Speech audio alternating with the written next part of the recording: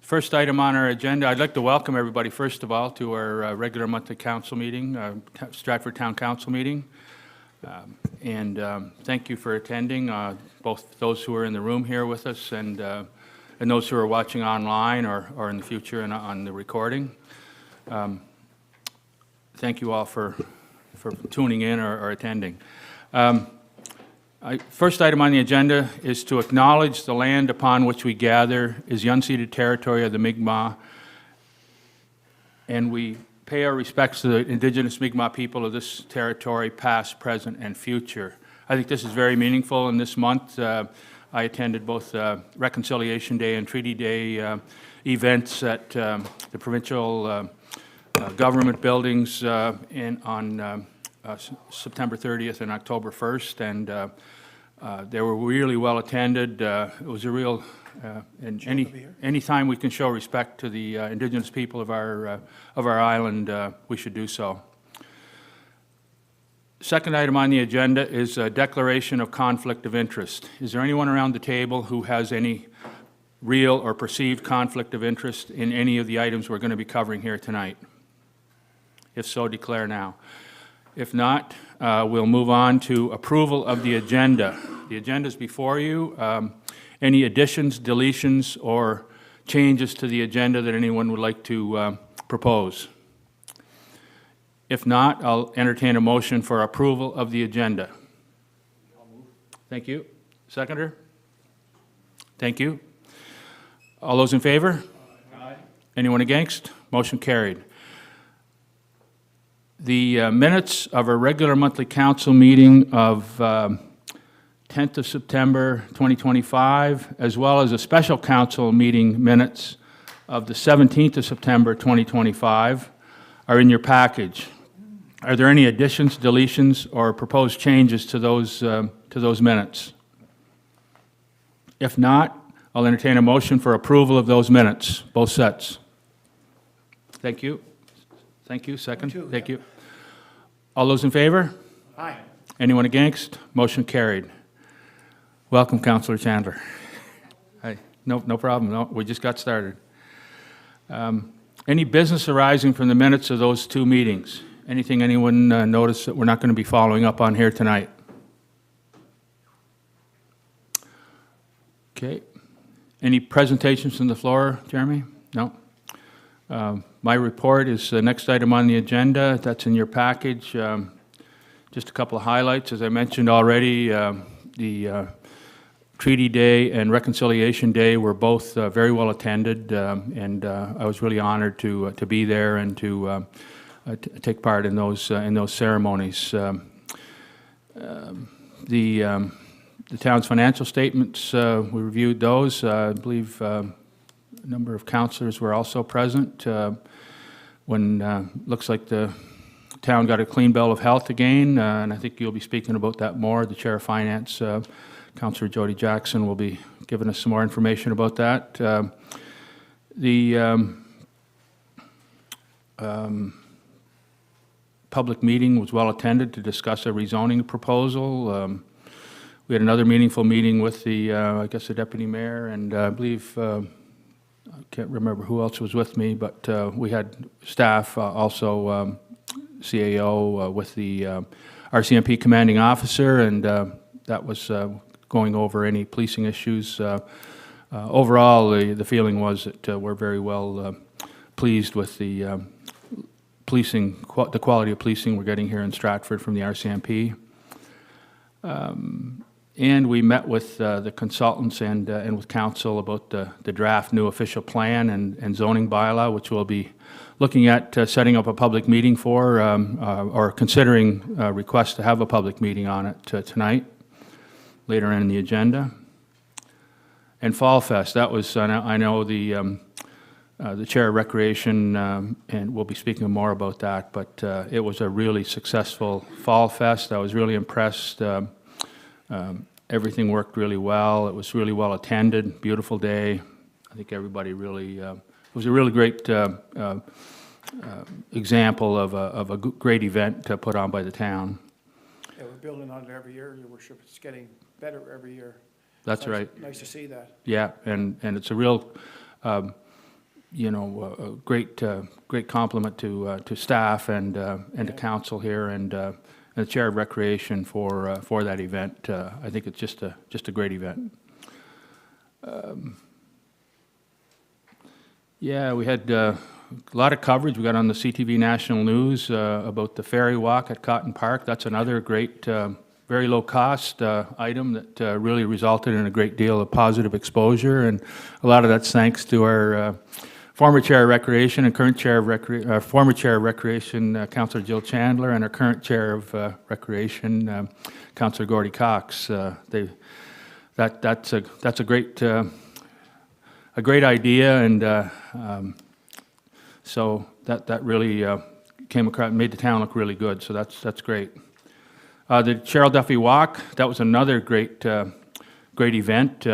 I was really honored to be able to provide remarks on behalf of the town at that event.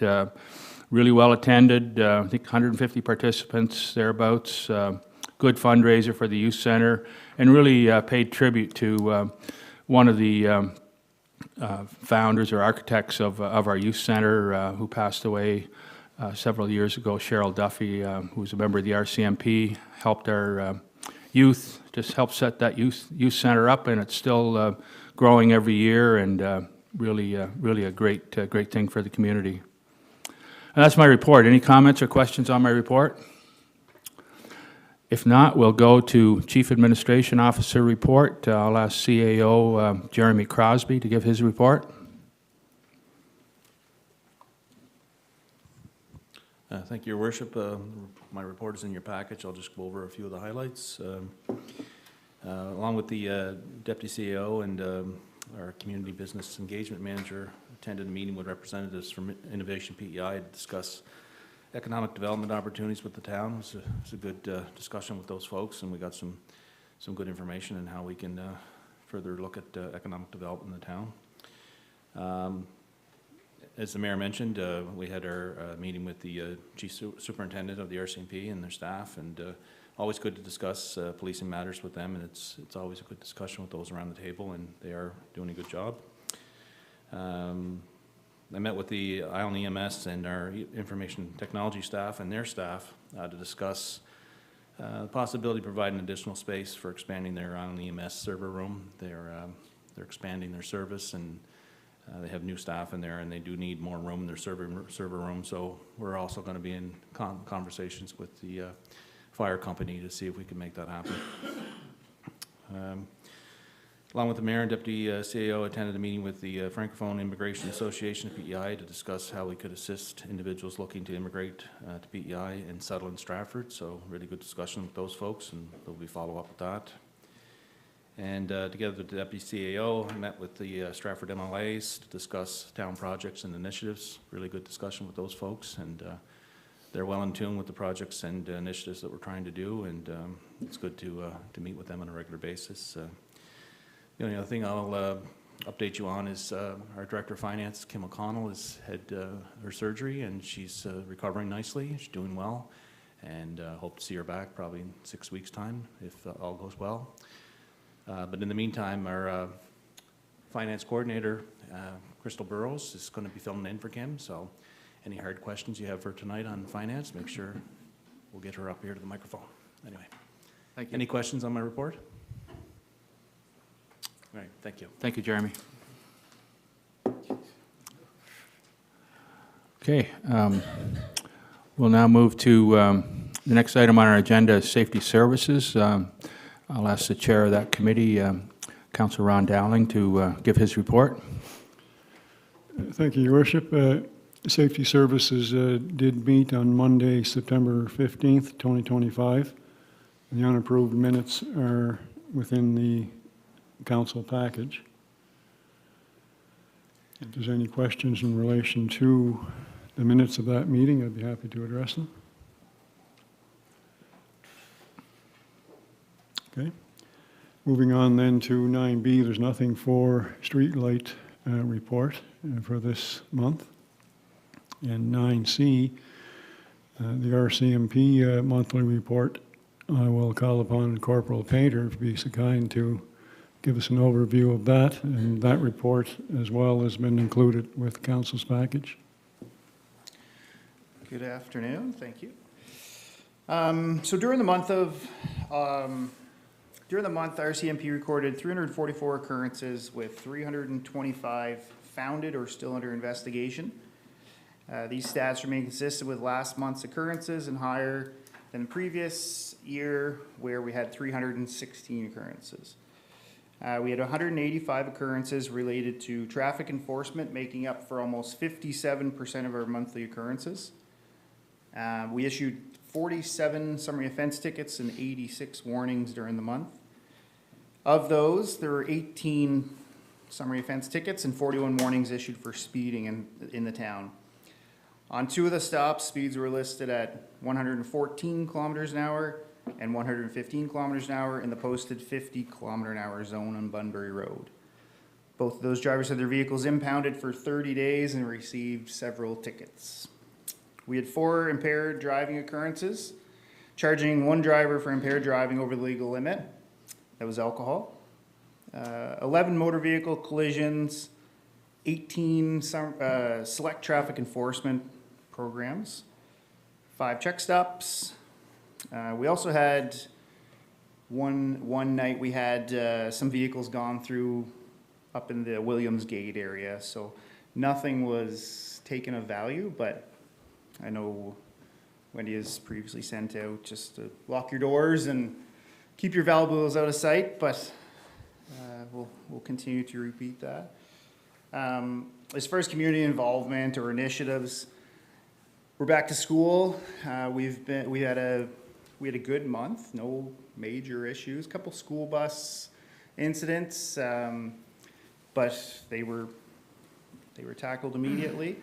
Attended both Stratford Elementary School and Glen Stewart schools during the months. Met with teachers, met with the kids. Constable McDonald and I had stopped by the Cheryl Duffy Memorial Walk at Cotton Park in between calls of services, as you mentioned there. Was well attended and very well organized by the youth center group for sure. We attended the Citizens on Patrol meeting and the Safety Services meeting. And to top it off, Corporal Weeda crocheted 200 poppies and provided them to Stratford as part of the Poppy Project. It's pretty impressive. Thank you very much. And I was really pleased that you were able to attend the schools, and I think that's great that you're able to go there. What's the nature of your visits to the school? We usually just pop in, especially at the start of the year. We just pop in, introduce ourselves. It's typically the majority of the same staff, but it's just kind of like a friendly face for the kids and the staff, just more than anything. We do a lot of the step files sitting in front of the schools during the morning rush, just to slow people down. Some of the members will get out and kind of walk around, just be a little more visible whenever the morning rush is going on. Yeah, that's it. We'll get into some classroom chats and stuff as the year goes, but usually the first month they're just trying to get their feet on the ground. Just one other thing, I just wonder if the roundabout construction at Glen Stewart is causing you any issues or any policing issues? No, it's been really good, knock on wood. I know, I talked to Jeannie there, and I know the traffic's been cut through some side roads, so through Marion Drive, that's kind of becoming an issue, I guess. It's a slow speed zone, and then there's some traffic ripping through there, so that's something that we'll try to keep an eye on too, just try to slow them down elsewhere. People are trying to get there however they can. Thank you. Anybody have any questions for Corporal Painter? Sorry, I got a quick question. There's been talk recently about people with these, flickers get into your garage, get into your cars, these that are new to the island kind of thing. I'm sure there's some 15-year-olds doing some car shopping. They're not having these devices, but what's the story on those things? Is that a bit of a new wave, or is it? Yeah, it is for here. I know that was used quite a bit when I was in Alberta.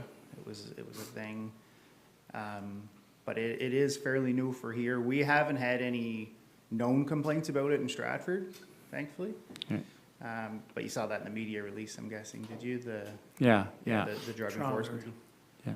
I'm just worried. I have a 2011 Matrix, and just it would be an easy target, and it would be high on people's lists. They're in demand. Oh, yeah, they're in demand. my Woods car, so, thank you. Yeah.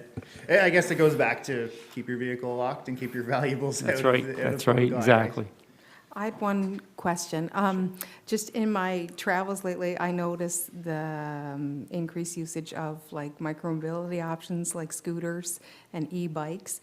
Do they add new layers of enforcement for you or add any challenges? It's a conversation that has come up for the school visits too, like just to express that now. You know, there's probably only a month or so of them left before they get packed away for the winter, but we have shared online as well, like kind of the rules of the road and I was gonna say you're speaking with kids, but adults are just as bad, I guess. But just because there's a rule doesn't mean they're gonna follow it, right? Right.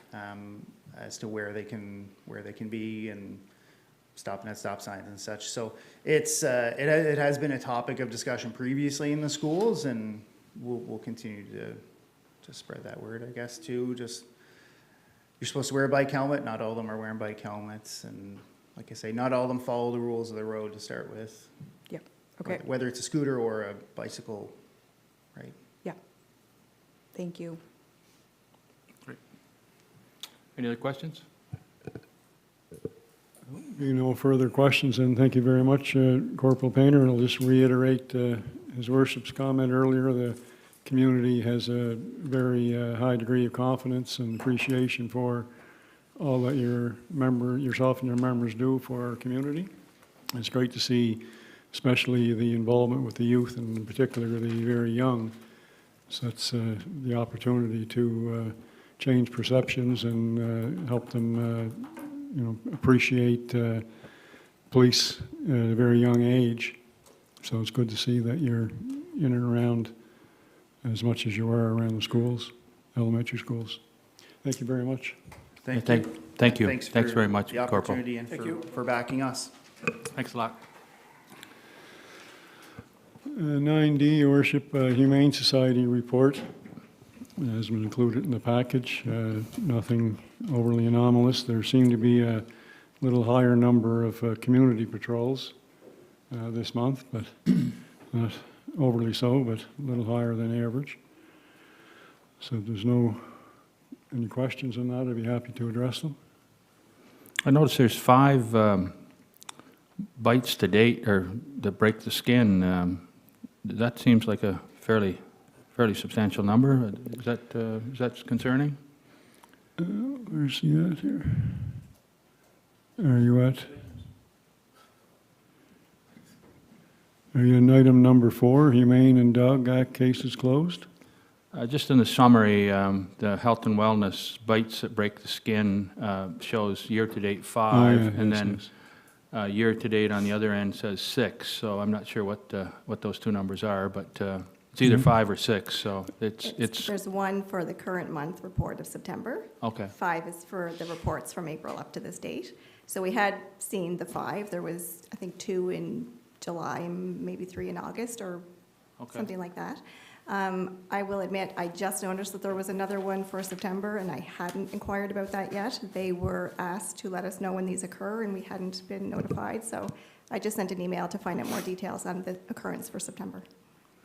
So I guess that's always been an issue. The Dog Act is that the RCMP are enforcing that. Or is it Humane Society? Humane Yes, the Society, Humane okay, Society, yeah. yes, yeah. So action's been taken with regard to those Definitely. So incidents? of the 5, they had reported to us that 4 were minor. 1 has gone to the court. We reported on this, I think, last month. 1 is in the court system to go through the process of acquiring a dangerous animal, however they issued that for. Designation? Thank you. So that hasn't been resolved. It takes time, I understand, to go through the court process, so we haven't gotten an update on that one case. But I will get more information on the current case of September. Thank you. I agree, it seems like a lot out of the blue to have these occurring. None of these were the same animal, I can say that, unless the September occurrences, I'm not sure yet. Okay, thanks a lot. Sure. Any other questions in relation to the Humane Society report?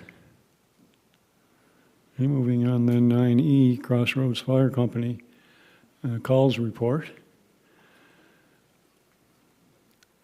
I just note that during September, there was 23 calls, 22 of which were for Stratford and 1 for Crossroads.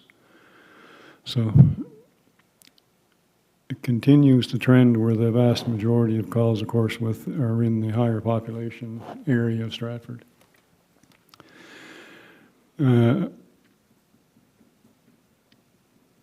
Nothing out of the ordinary in relation to the types of call-outs. There are some small fires, a lot of false alarms, and malfunctioning smoke alarms, that sort of thing, and fire alarms.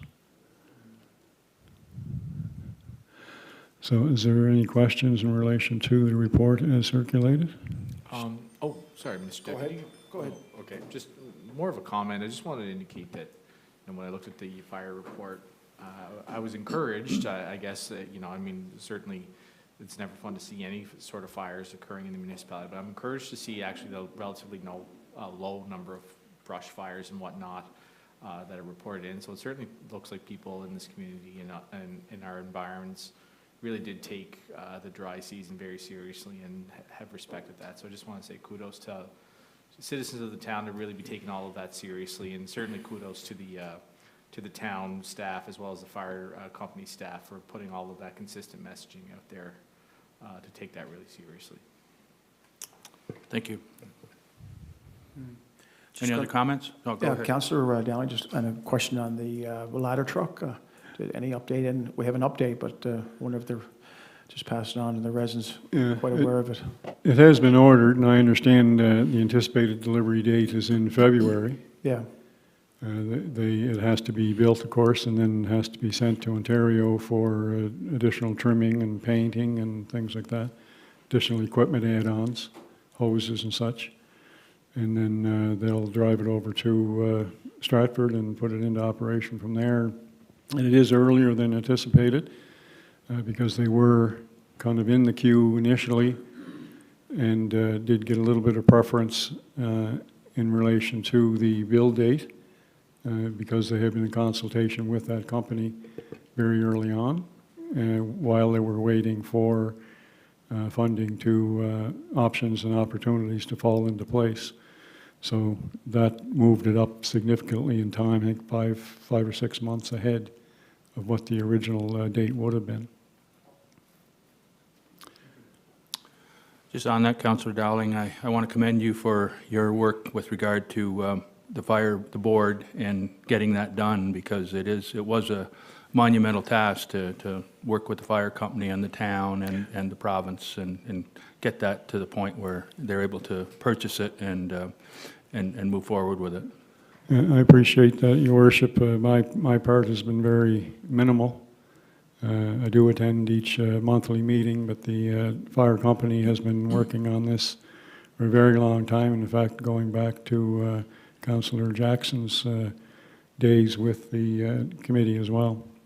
And so we have a very dedicated fire service, membership-wise, but we also have a very, very dedicated board that oversees the fire company, and very knowledgeable, and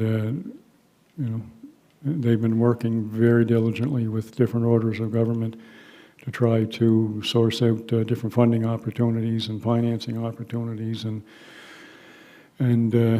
we are still talking within the town itself insofar as what contributions might be made directly to help offset the costs and therefore reduce the overall time it takes to pay down the loan that they will have, which would be significant in and of itself, and as well the interest that comes along with that. So the faster they can get out from under that debt, then the more they can put resources towards other equipment and training that's required by the department as well. So and that's underway, and I know CAO has had a lot of discussions with the fire company executive members to date, so we'll see how that comes out. Thank you. Barring any other questions, Your Worship, that will complete my report for this month. Thank you, Councillor. Okay, next item on our agenda is Recreation, Culture, and Events. I'll ask the Chair of that committee, Councillor Gordy Cox, to give his report. Thank you, Mayor. The community campus progress, just a sort of a just update on that. Major groundwork has been completed on 6 new soccer fields and also the dedicated cricket field, all shaped and seeded for future use. And I know Jeremy Pierce and of course everyone hopes that we're fully engaged and open for next year, so open for business with all our fields. And if you have a chance, drive down John Joe Sark, drive there and take a look, and they look really like they could be played on right now. Ball field updates. 3 ball fields are being fenced with lighting scheduled for installation on 2 fields in November and December. There's been lots of positive comments about that too, and so it's nice to see that the community is starting to get really fired up about some of the things that are happening in the community campus. Parking and trails. Paving of the new parking lots is expected to wrap up in late October. The 2-kilometer trail system has been contoured and will soon be graveled. This will be another important link within the campus, and I know a lot of our walkers are looking forward to that being opening, and I've had a few people stop and ask me questions about that. Campus addition. Construction of the Stratford High School continues, and hopefully, I think September 2027 is still the date they're looking at, and the Atlantic Pickleball Facility remains on track for January 2026. That's only a few months away, so it's an ambitious goal, but I think they actually can make that, so we look forward to that opening. The Youth Center membership. The Stratford Youth Center remains vibrant with 84 active youth members. And I thought this part is really great to have 30 junior members in grades 5 and 6. The junior program is currently at capacity, and it's nice to see the junior program doing so well, because this is the kind of feeder system you need to maintain your clubs, right? So you have these grade 5 and 6 moving up into the actual youth center club after. So nice to see that. New youth clubs starting October. The youth center is launching art club, drama club, newspaper club, leadership club, and Dungeons and Dragons group. So on the last one, Dungeons and Dragons, it'd be nice to see that taking place. So Jeremy Crosby is somebody to play with. Number 7, Fall Fest highlights. Fall Fest was a huge success, drawing strong crowds and media attention from CBC and CTV, among other media outlets. Over 67 volunteers contributed, and 157 participated. Participants joined the Cheryl Duffy Walk, raising over $6,000, $6,200 exactly. As you know, Cheryl Duffy was actually a former RCMP officer here in Stratford, and was a big supporter of the youth program. And some of the money from this will actually go towards the Cheryl Duffy Service Awards program for youth that demonstrates outstanding community service. So it's nice to see not only the walk doing very, very well the last few years and keeps maintaining that, but also that award is a very prestigious award for our youth to win that, to get that too also. Program participation. Recreation programs remain at full capacity, especially pickleball, with over 70 participants across daytime and evening groups. And I think we still expect that to be fairly high, even when the pickleball does open up facilities. So pickleball has really grown in Prince Edward Island and across Canada. Garth Matthews Tournament. The annual pickleball tournament is scheduled on October 18th, and attracting both local and regional players. Number 10, hockey and tennis. The Skills and Drills hockey program started October 4th, alongside a wide range of indoor tennis options for youth and adults. So it's nice to see that tennis is still doing very, very well in Stratford, and it's because it's also a wonderful sport, and nice to see that it's doing quite well. Art programming. Art classes continue to grow with programs in painting, watercolor, urban sketching, felting, and youth art, and supporting creativity across all ages. And in the hallway here, all you have to do is walk up in the hallway and see the poppies and stuff, and see that we're a very creative community here in Stratford, and from all ages, and we support the arts in all kinds of different ways. So, yeah, so that's basically the report. So there you go. Just Thank if you. I could comment on the poppy wall, or it's an incredible success story, and it Yeah. started out with a goal, I believe, of 4,000. 4,000, and now last time I looked, I think it was over 11,000. Over 12 now. Over 12 Yeah. now, over 12,000. Yeah. So 3 times what was originally Yeah. the goal, and that's a testament to the commitment of volunteers in Yeah. our community who have given their time, and because Yeah. each poppy has to be knitted or crocheted, Yeah. and it takes Yeah. I don't know how long to do one. So Yeah. have that many is incredible. And most people had no experience in making poppies, obviously. So it was quite a thing to learn it and then continue over months, continue making them and making them, you know. It will be a great tribute to veterans. Yes. That's nice to That's see. really what it's intended for, and it's. I think that's where it comes from. That feeling of thankfulness to our veterans and everything that they've contributed to our province, our community, our province, and our country. Yeah, I totally agree. Interestingly, Your Worship, it's kind of the project that keeps on giving for as far as opportunities for community involvement, because there's a table set up in the main foyer at Town Hall, and different groups, I think a group from Andrews was in yesterday, and different groups and individuals come in and help tie on the poppies to the netting, which is a very big task in itself. We have the poppies, now we need to have them tied on, so just a note to residents, if they have some time, drop in, tie on some poppies, and carry on. So, yeah, it's a great opportunity for community involvement, and as you say, it's a great source of an expression of pride for not only the communities, but mainly the veterans themselves. So, Councillor, you're saying to come down to the town hall and tie one on? Yes. Okay, good. Okay. Tie a bunch on, okay. So the question Excuse me there, for that. That's a bad joke. Councillor Cox, just probably Jeremy Pierce can answer it. I know you talked about ice time and stuff like that. I know our minor hockey levels are going up again, our young kids and so on. I know our parents are going to Croppo, Montague, supporting other communities. We're probably the only community on the island that doesn't have a rink in their own community. Where are we at now with the Wellness Center?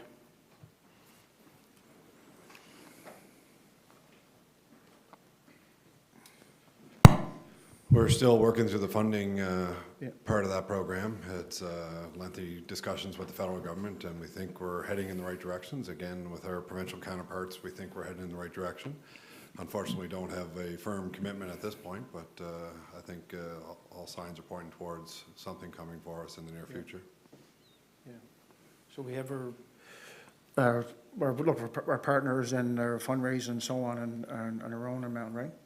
Yeah, it's a project that'll run into many millions of dollars, so it's a tri-partnership between the federal government, the province, and ourselves, and then we also have the fundraising campaign where we're reaching out to individuals and organizations, and the support has been good for on that in that regard.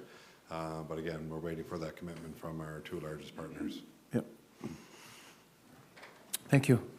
Just wanted to, we almost last year or so, we sort of forgot about it, and I know we're working behind the scenes. Just want to bring that out front for everybody to know that we're still working on it and hopefully get all the parties together, like Jeremy said, and on both levels of government and so on. So I just wanted to bring that up, and with the pickleball and all the private facilities, I'd like to see our own facility, a wellness center with the youth center and arts and culture and our library and so on. So I know if you look in the paper now, all you see is Simmons. You know, it's you know, that rink should be over, and same as other places in the island. We should have our own sports center or wellness center. Thank you, Deputy Mayor. Okay. I don't think I can leave it without commending you and the staff of the Recreation Department for all the successful events that we've had, the art walk, the Fall Fest, the murals. They've really added a lot to our town. So thank you for your role in it, Councillor, and thank you to staff, Jeremy Pierce and Melanie Weatherby and all the staff, Rachel, everyone, for all the work that they've done to make these all the things associated with recreation, such a success. So thank you all for that. I just want to add one small thing that too, like for Jeremy Pierce and for all the staff is like, I like the fact that, you know, if we're building the second rink, doesn't mean that, you know, tennis is going to be done in Stratford. Like it doesn't mean because we're adding something that we're going to have to take something away.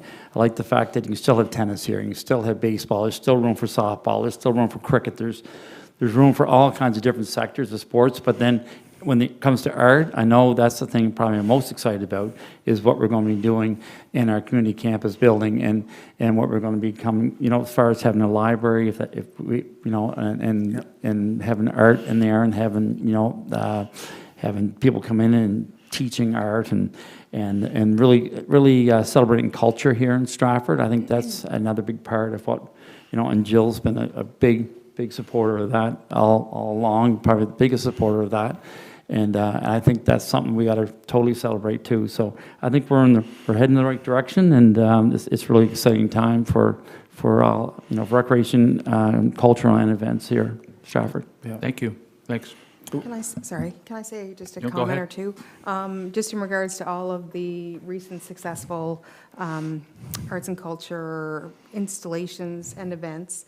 They do take a lot of people to execute, of course, volunteers, and the Arts and Culture Recreation Department working with other divisions within the town, infrastructure, you know, involved in preparing walls for the barn, you know, like, so it's really wide-reaching in how many people are involved in executing those events. But I do think it shows, like the uptick, as you mentioned, media coverage and just participation, how much those things matter. And I would encourage that we always remember how much they matter. People are showing us over and over again. The Poppy Project has been like met and exceeded all expectations, as you highlighted, with the 12,000 people, or 12,000 poppies coming in from outside of our country. So it generated enough interest and passion that we've connected to a far bigger audience, excuse me, than we ever imagined. And just on the, I'm underestimating, or I would say, but even if a poppy took 5 minutes to crochet for an experienced crocheter, and we have 12,000, then we know already there's been more than 1,000 hours put in by people's hands to that project that will be enjoyed by people this year and like thousands of people, you know, now and for years to come. So again, just reiterating, these things matter, and congratulations to all who had the vision and follow through and execution of these things that will be enjoyed for a long time. Thank you, Councillor. Just a question. Did you say outside the country? Yeah, we've had people that have sent poppies from outside Canada. Wow, that's neat. Through the courier or something? I don't know how they got here. I assume that they were sent by a courier and not dropped off or flown here and delivered, hand-delivered. But yeah, through social media. Wow. And through the networks that we've tapped into. And it could be something as simple or as innocent as a senior from Stratford participating here in one of the initiatives, talking to a friend outside, you know, who also decides to send something along. So yeah, it's been, by all accounts, a huge success. That's and amazing. we haven't even seen it like deployed yet. You know what I mean? Like, we haven't seen it in action. So on this Remembrance Day, it will be very, very impactful to see the work as we honor our veterans. That's amazing. Thank you. Okay. Thank you for your report, Councillor. Okay, we'll now move to Finance and Technology. I'll ask the Chair of Finance and Technology, Councillor Jody Jackson, to give his report. Thank you, Worship. Just while we are getting underway here, I want to thank Crystal for filling in. Nice to see Crystal at the council meeting, and thank you for being so able to step in and take on all the duties in Kim's absence, and do wish Kim a very speedy and successful recovery. I'm going to go through a few updates here from the Finance Department, and then just highlight some of the minutes of our last meeting. So we did meet on the 17th of September, our first meeting after the summer break. But back to the finance highlights. So utility first and second letters were sent out September 19th with an October 6th deadline to make payment arrangements. Another round of disconnects are planned for mid-October. Quarterly utility bills are expected to be issued by October 10th with the November 21st payment due date. So that was adjusted to reflect the challenges we're undergoing right now with this Canada Post strike. So in response to the strike, we have lots of communications going out via social media to inform residents of bill timing, how they can access their bills electronically, and the various payment methods accepted. And bills will also be available for pickup at the front desk at the town center office, which is great to be able to do that for residents. As mentioned earlier, I think your worship, yourself or the CAO mentioned the meeting with the MRSP, our auditors. So myself and the vice chair, Councillor McDonald, mayor and deputy mayor and staff met on September 11th to review the financial statements for the period ending March 31st, 2025. As noted, they were approved and clean audit for the past year. So great to see that again. Thanks to MRSB and to our staff for all the work during the audit process. I know it's not easy. A couple other things. So staff are busy training on TownSpeed accounting software and staying busy with all the other items that are ongoing within the finance department. Just to highlight the minutes of our meeting, we talked about the revenue sharing agreement. The 2-year agreement was received and signed. We're hoping, I know some of my fellow councillors here and your worship, I think maybe Councillor Dowling pushing on trying to get FPIM and the folks back to the table to start talking about a new agreement. So we're hoping that'll happen. And I'm sure it'll be brought up next weekend at the semi-annual meeting. We did have an update on the community campus, and I'm glad the deputy mayor brought that up. I'll talk about that in a moment here, so I might as well talk about it now. So I like frustrating, and not on our side, but the federal government side. We're 3 years into our mandate. We've been talking about this since 2018, and you know, we haven't seen a significant commitment from the federal government yet.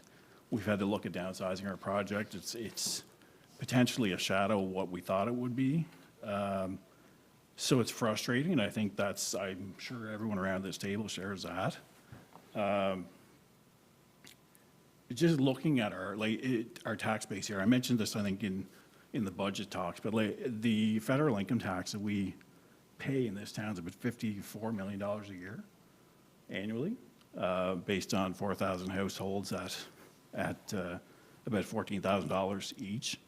So we haven't seen, I know that goes to a lot of things, but we have not seen a fraction of that invested in our town, especially with this project.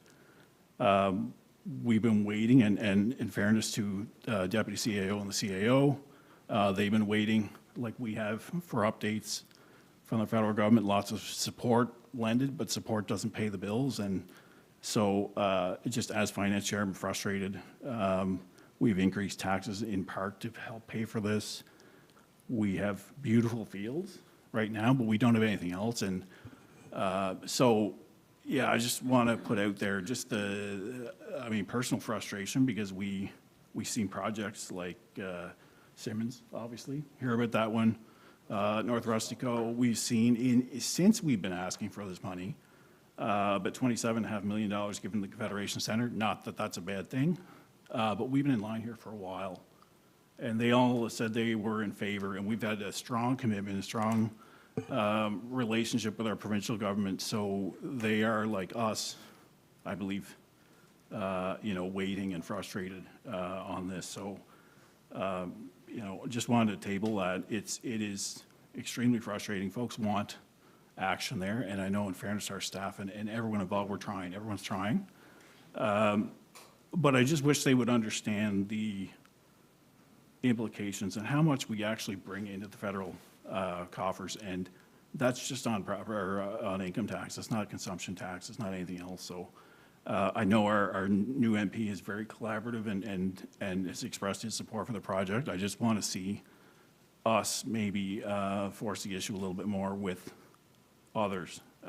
We're obviously not getting where we need to go, And we are running out of time here. We said we'd have something done, and you know, even with all our best efforts, we're not there yet. So, so we did, you know, that's where we're at.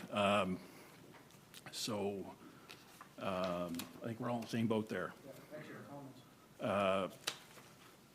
So, and again, not for lack of trying, but we, you know, seeing other projects approved that we're, I'd love to see better collaboration between our Charlottetown, Summerside, Cornwall, Stratford, Three Rivers on infrastructure, and just get out and support each other, but get in line and prioritize and say, we have a big project. They've known about this since 2018. We deserve our spot at that. I know we've had little trickles of things, and we do appreciate everything we've gotten. But I think we have to kind of raise the level of conversation there to try to work with our other communities to try to get their support for these, because we're not getting anywhere. And you know, pre-budget, you know, a lot of the dollars have been spread pretty thin and not to the extent where anyone can do anything with them. So, yeah, I mean, that's something I'd like to see. I'd like to talk about more at a future meeting around collaboration and stuff like that, but that's kind of my rant on that. The fire truck, again, was mentioned. Great to see that. Consolidated financial statements, great news there. Great work by all of our staff on everything they do, but making sure that we are on a tight ship here. And so really, really impressed. That's my first review of those as the finance chair. I think that's really it. We had a good meeting in September. We're going to meet again in November. We're just waiting for more updates, but if there's any questions, Crystal, you're on the hook. Yeah, any questions on finance? I know the income and town and the utility income statements are in there, but any questions? I just do have one thing, Councillor, and I was just wondering, and I don't want to put you on the spot, and maybe it's something we can discuss at the next meeting, is the budget process. Normally that starts in November, and I just wondered, you know, if there's any, you know, anything we should be getting out to residents in terms of, you know, getting their priorities communicated to us, so that we used to have a public meeting where we'd ask for input on it, but now we do a draft budget based on emails, but there is a period of time where we look for input from residents about what they see as priorities for our budget. Yeah, thank you for bringing that up. That's a great point, Your Worship, and I know folks have been making suggestions on budget items. I know at the new resident welcome day, I get to hear from two different groups. One, Citizens on Patrol, who do an excellent job. They're looking for a slight increase in their budget and a chance maybe to get the group together at the end of the year and have a nice dinner. And so there's some things that we're going to talk about, and I know that request may have been sent on to Safety Services as well. One of the others that I did hear of, well, there's actually two more, but one was one of our local cadet squadron who are trying, and this is in the theme of Remembrance Day and just remembering our veterans. They'd like to make a trip to Ottawa to see the War Memorial, and that's something in the future, and they're going to fundraise for, I believe, but I'd love to see us help them a little bit with that, because that's I mean, it's so important to all of us in Stratford, and it's something I know in speaking to the cadet that was here, just so passionate. Her dad is a member of the armed forces too. So just, it was great to see, and that day, just seeing all the passion and folks, you know, that were out for community school, all of the different Lions Club, everyone. So yes, we're getting budget requests. Encourage folks to send them in, and make sure you copy a couple folks, just so we make sure they don't get kind of buried in junk mail or somewhere like that. But yes, please do, with the idea that we have some tough choices to make, but we will consider everything. And thanks for bringing that up, Your Worship. Appreciate that. I believe our Manager of Business and Community Engagement would like to speak. Go ahead. I'll just add a couple things just to that. So yeah, typically November, December, internally, staff work on sort of the draft budget process ourselves. Historically, late November, we open up for public calls for about a month, and we promote that. So that's sort of the formal time when we're collecting those budget requests from the general public. And then starting in January is when we typically bring first drafts back to you guys. late January maybe, something like that. And then we do have that public meeting where we present the draft budget and ask for feedback. So just a quick refresher on, yeah, sort of timelines, but, Great. yep. Thank you. Any other comments or questions on the financial report? If not, thanks for your report, Councillor. Okay, next item is Planning, Development, and Heritage. I'll ask the chair of that committee, Councillor Jeff McDonald, to give his report. Thank you, Your Worship. Yes, all of our items are there in your agenda for review. The minutes are there for your review as well. We had a great meeting this month with our planning committee, as always. I'll begin with our monthly building permit summary. This somewhat dovetails with Councillor Jackson's comments with respect to the town's finances. You'll note that our year-to-date development value is somewhat less than it was last year. Of course, we had a large infusion of development value from the institutional sector, from the development permit for the new high school. But I'd like to draw your attention to all of the various forms of dwellings, excepting single-family dwellings, which are remarkably less than they have been in the years past. And I would just note that, development really is the lifeblood of our town in terms of getting things financed and bringing in revenue so that we can take control of our own destiny and we can deliver on the programs and services and amenities that our citizens expect in the community. And it's for that reason I would say that certainly while development has to be done carefully, there can be no doubt if we want to control our own destiny, if we want to be ambitious, and if we want to build the type of community that we want, we do need to make sure that we're doing everything we can to be as developer-friendly and development-friendly as possible. And I think a large number of our items on our agenda this evening are aimed and geared towards that very, statement. And I think I'll begin that with our first resolution of the evening, which is Resolution PH 049-2025, which is part of our official plan and zoning and development bylaw review. And this is a call for a public meeting.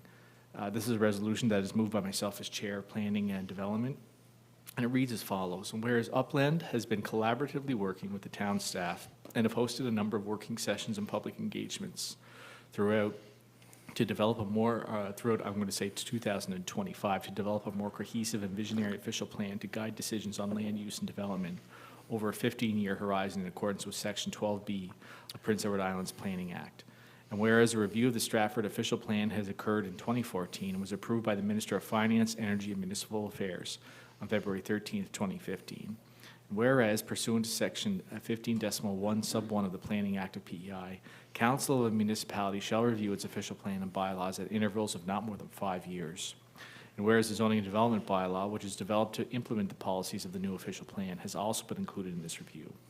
And whereas the town planning staff are requesting to proceed to a public meeting to allow residents and interested persons to make representations on the new draft official plan for the town of Stratford as per Section 11 and Section 18 of the Planning Act of PEI. So be it resolved that a public meeting be held on a date and a time to be determined by staff and the Planning, Development, and Heritage Committee in order to provide an opportunity for the town to present their proposed new official plan and the zoning and development bylaw to residents and to obtain their input. This resolution bears the recommendation of the Planning, Development, and Heritage Committee as discussed at a meeting held on September the 29th, 2025. Yeah. Just need a seconder? Yes, thank you. Seconder? Councillor Chandler? Okay, any discussion? So I'll just indicate, Mr. Deputy, that we do have some planning sessions forecasted for October the 15th and October the 16th. To allow for some discussion, and this isn't the public meeting as such, but to prepare, I guess, some preliminary sessions along those lines. And it's of the view that, and the hope would be that in advance of our public meeting, that citizens review our materials on Shape Stratford's website, on our social media platforms, and otherwise. And I can state, and I am somewhat encouraged by this already, that I have had some outreach from citizens in the community who have responded to those ads. So that's very it's very welcoming to hear that our messaging is reaching those and that it's making an impact on our citizens and they're concerned and they're reaching out. And I would absolutely encourage anybody who is watching this meeting or those who you may be speaking to in the community, encourage people to come out for this public meeting. I'm not trying to oversell anything, but certainly these documents, our zoning development bylaw and our official plan, certainly are intended to chart the course of this community over the next 5 years, although certainly this last one has lasted much longer than that, but at a minimum for 5 years. And so certainly they're very important. They're aspirational in the form of the official plan, but they're very much rubber on the road with respect to the zoning and development bylaw, as well as the potential rezoning of certain parcels of land within the town. So certainly very important, and I hope we get as big of a turnout as we possibly can and as much input into these documents as we possibly can.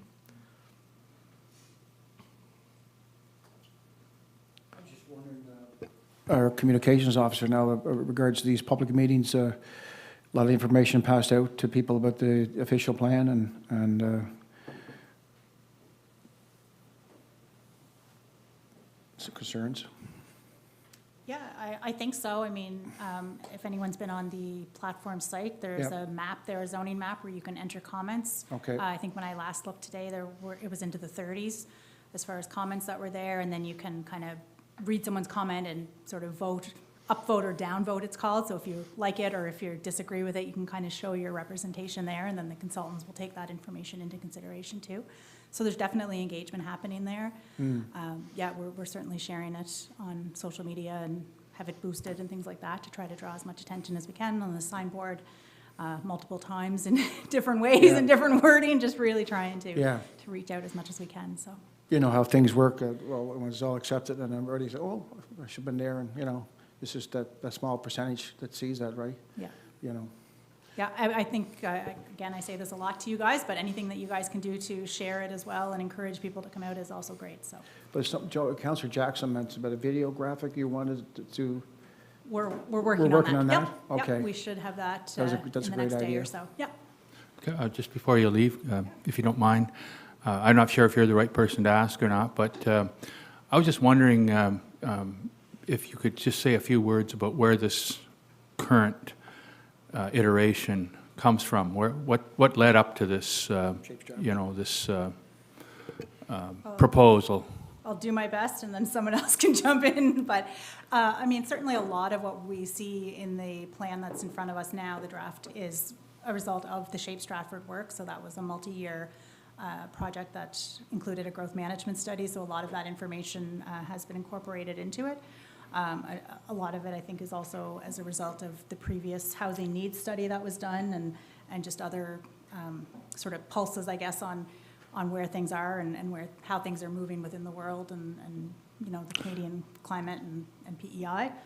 There's probably maybe other documents that I'm missing that I'm not referencing, but it's certainly, it's one of these ongoing pieces, but every number of years we come together and really take a good look at it.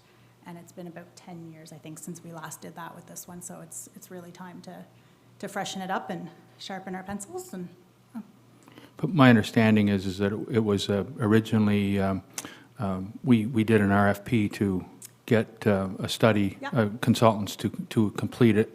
As part of that direction, together with our planning staff and the consultants, and with public input and input from the council, that document that we see now has been put together. And I know Shape Stratford, I attended a lot of briefings, and even for the official plan, the proposed official plan, there has been quite a bit of input from staff and from council on that. and the public as well, because and the public consultant as well, has been yeah, working for yeah. over a year now on it.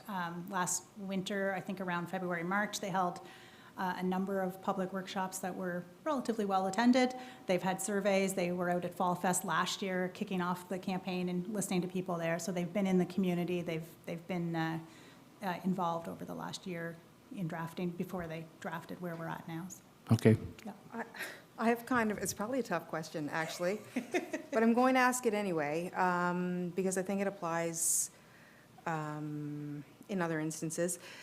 But in knowing the consultants were hired to kind of execute the overall strategy, and there has been much input and contributions from staff, planners, council, residents, is there guidance on how much weight residents' input would carry in a piece like this? Because obviously, it's really important that we engage with them.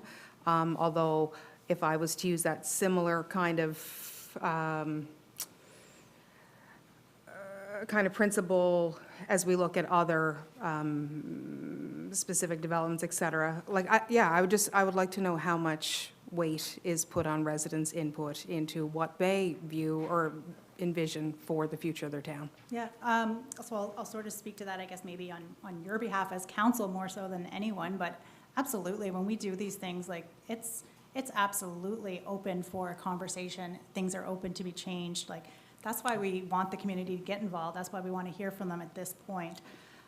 These are draft documents, and I've been responding through the town on a few comments and things that have come through where people will say, oh, it's done, like, you know, why do I need to come out? And it's not. That's not the case. Yes, there's a draft. Yes, there's been a lot of work put into it. But if we hear, you know, really overwhelming arguments and support for changes and things like that, I mean, on behalf of council and staff, I mean, we're very much open to making those changes and listening to what the community is looking for. Yeah, and I don't say it in a negative way, Yeah. and I'm always interested, and I very much value feedback from residents, because I feel I'm here to advocate on their behalf in any time that I can. And I do think that we do want to make sure that people know that their voices and their opinions matter. And I do think that even though the number of responses may seem low, like as compared to what you're thinking and the significance of this document, it takes a lot to get people involved in these pieces, and that is actually probably a higher level of comments if we compared it against budget processing and that sort of stuff. So at this point, and if we can continue to push and encourage, we're getting successful feedback, I guess, because lots of times we don't hear from residents until there's, an issue or an objection in their specific area. So I think that we're on course, and these comments are to encourage people to continue to participate. And I think that, again, just to reiterate, like, this is the community's document, so we're not, we're looking to hear from all the demographics, from all the different, types of residents that we have in our community, whether they own property, whether they rent, the developers. Like, this is for everyone, so it's really a big conversation that we're looking to have. No, I think that is, thank you for that, and I think it's important. It is the community's document, so yeah, thank you for that. Anybody else? Wondering, the public meetings, if we're having two public meetings, I guess, is it two, Councillor? Oh, sorry. Sorry, yeah, those are more information sessions, I think, Okay. for planning committee, for council, things of that Yeah. nature. And then the public meeting would be very much for the public. Right. And there's one meeting? We would, basically, based upon how our bylaw works about bringing in this type of document, we can, I mean, not to say we can't have more than one meeting, but really, the bylaw calls for like one public meeting. Okay. Yeah. Or the bylaw, okay. Yeah, so there's the two meetings next week, the two meetings next week, Wednesday and Thursday, are in person. There's actually one the following week, and we are calling them meetings, although you are right, they're not technically a public meeting, but we were trying to come up with the right verbiage that would get people to come out, and then the following week, there's a virtual one, and then this one that you're voting on now is for the actual formal public meeting that would be called for November. Yeah, and I think one of the important points about this whole process is that it is a dialogue and a conversation, and I prefer to think in terms of workshops where we're working together with residents and with developers and with staff and with the consultants, everybody working together to try to get to the goals that we have as a town, as a council, and really trying to do whatever we can to put that, the new official plan in place, whatever it may look like, but we do need to put a new official plan and zoning bylaw in place. Councillor Jackson. Yeah, I would caution on putting a lot of weight on the pinpoint comments. Like some of them, they're anonymous. Some of them, I don't know if they're still on there or not, but they're pretty patently false, I think. So I just think, I appreciate the fact that people can come out, they can provide their feedback. We ask residents, when they provide feedback on planning items, that they do it in writing, or they may do it in a public meeting, and I can appreciate the folks that are here tonight that have done that. But I think anonymous upvoting and some of the comments that were on there, like, again, I don't know if they're still there, they're not helpful, and I wouldn't draw any conclusions based on them. You know, we're not bought and sold, we're not all the things that they said on there. I think that's just frustrating, and so I just caution putting a lot of weight on that. I'm happy to see the public meeting, I'm happy to support it. I appreciate folks coming out in person or putting their name out there for the comments they have.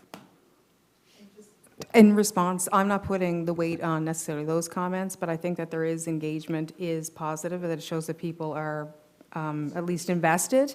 And Councillor McDonald has said he's had outreach. I know several of us had. So it is obviously of interest to many people. And I think that the more we can do to encourage people that we want to hear from them and that their voices are important, whether it be through, you know, a phone call or face-to-face conversation or one of the workshops or attending a live meeting or commenting online, et cetera, that their voices matter and that it is their working document.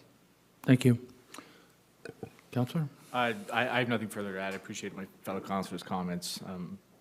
Unless the other councillors are inclined to weigh in, I think we're ready to call for the question on this one, Your Worship.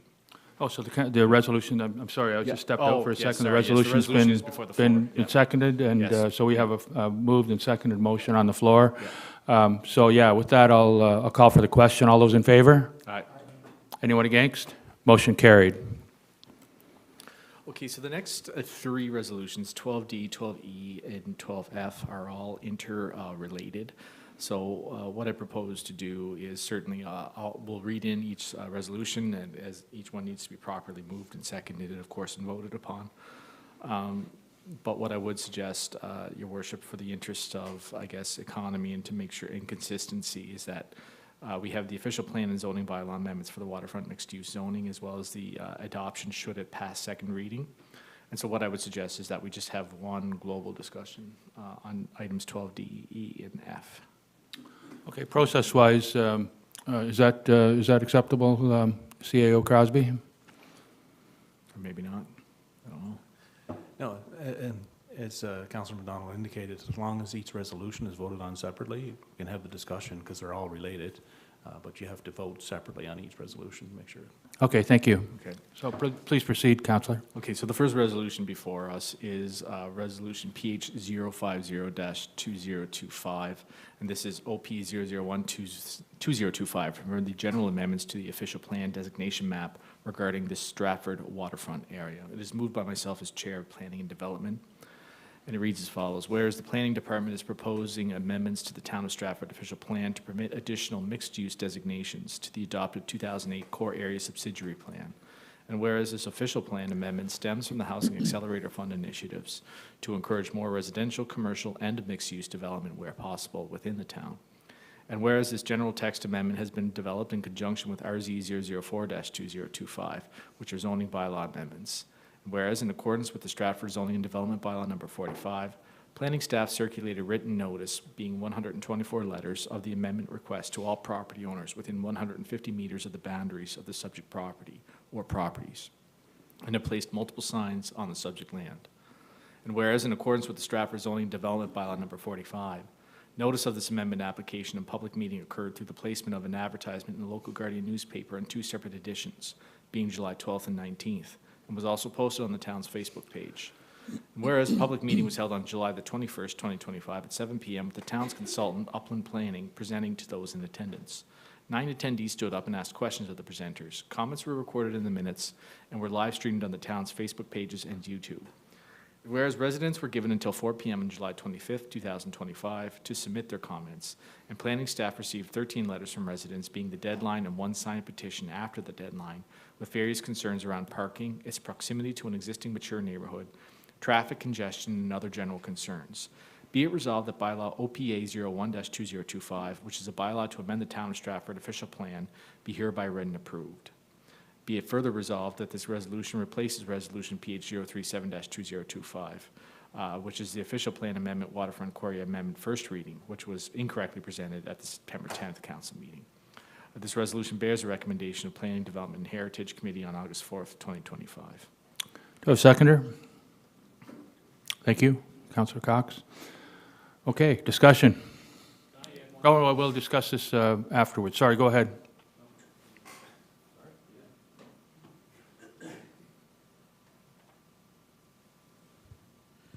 There's one part of the, near the end, it's the hereby read and approved. It should be hereby read and adopted.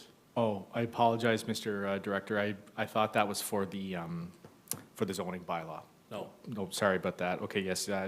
So I'll just, I think the resolution is still before us, but it should be amended at the very last. Instead of read and approved, it should be read and adopted by council. Yeah. Okay, thank you. Okay, and we're going to have the discussion after all three are read into the record. Sorry, CEO Crosby? Someone will have to move that amendment. Pardon? It's a simple text amendment. Someone has to move and second it, that's all. Yeah, I'll seconder? move the amendment. Yeah. It's been moved, and I think Councillor Cox Well- seconded it. So that's the resolution, the amendment to read it adoption. I'm going to move the amendment to read adopt, and Councillor Jackson had his hand up for the seconder on. the Okay. amendment. Yeah. Now, do we have to vote on that prior to the vote? Okay. All those in favor of the amendment? Aye. Anyone against? Motion carried. Okay, so thank you, Your Worship. That is a motion that has been seconded on Resolution PH 050-2025. So I'll now read in Resolution PH 051-2025. And this is a zoning and bylaw amendment for the WMU proposed zone. It bears application number PH 051-2025, RZ 004, general text and zoning map amendments to the Town of Stratford zoning and development bylaw number 45 regarding the Stratford and waterfront area, which is a second reading. It's moved by myself as Chair of Planning and Heritage.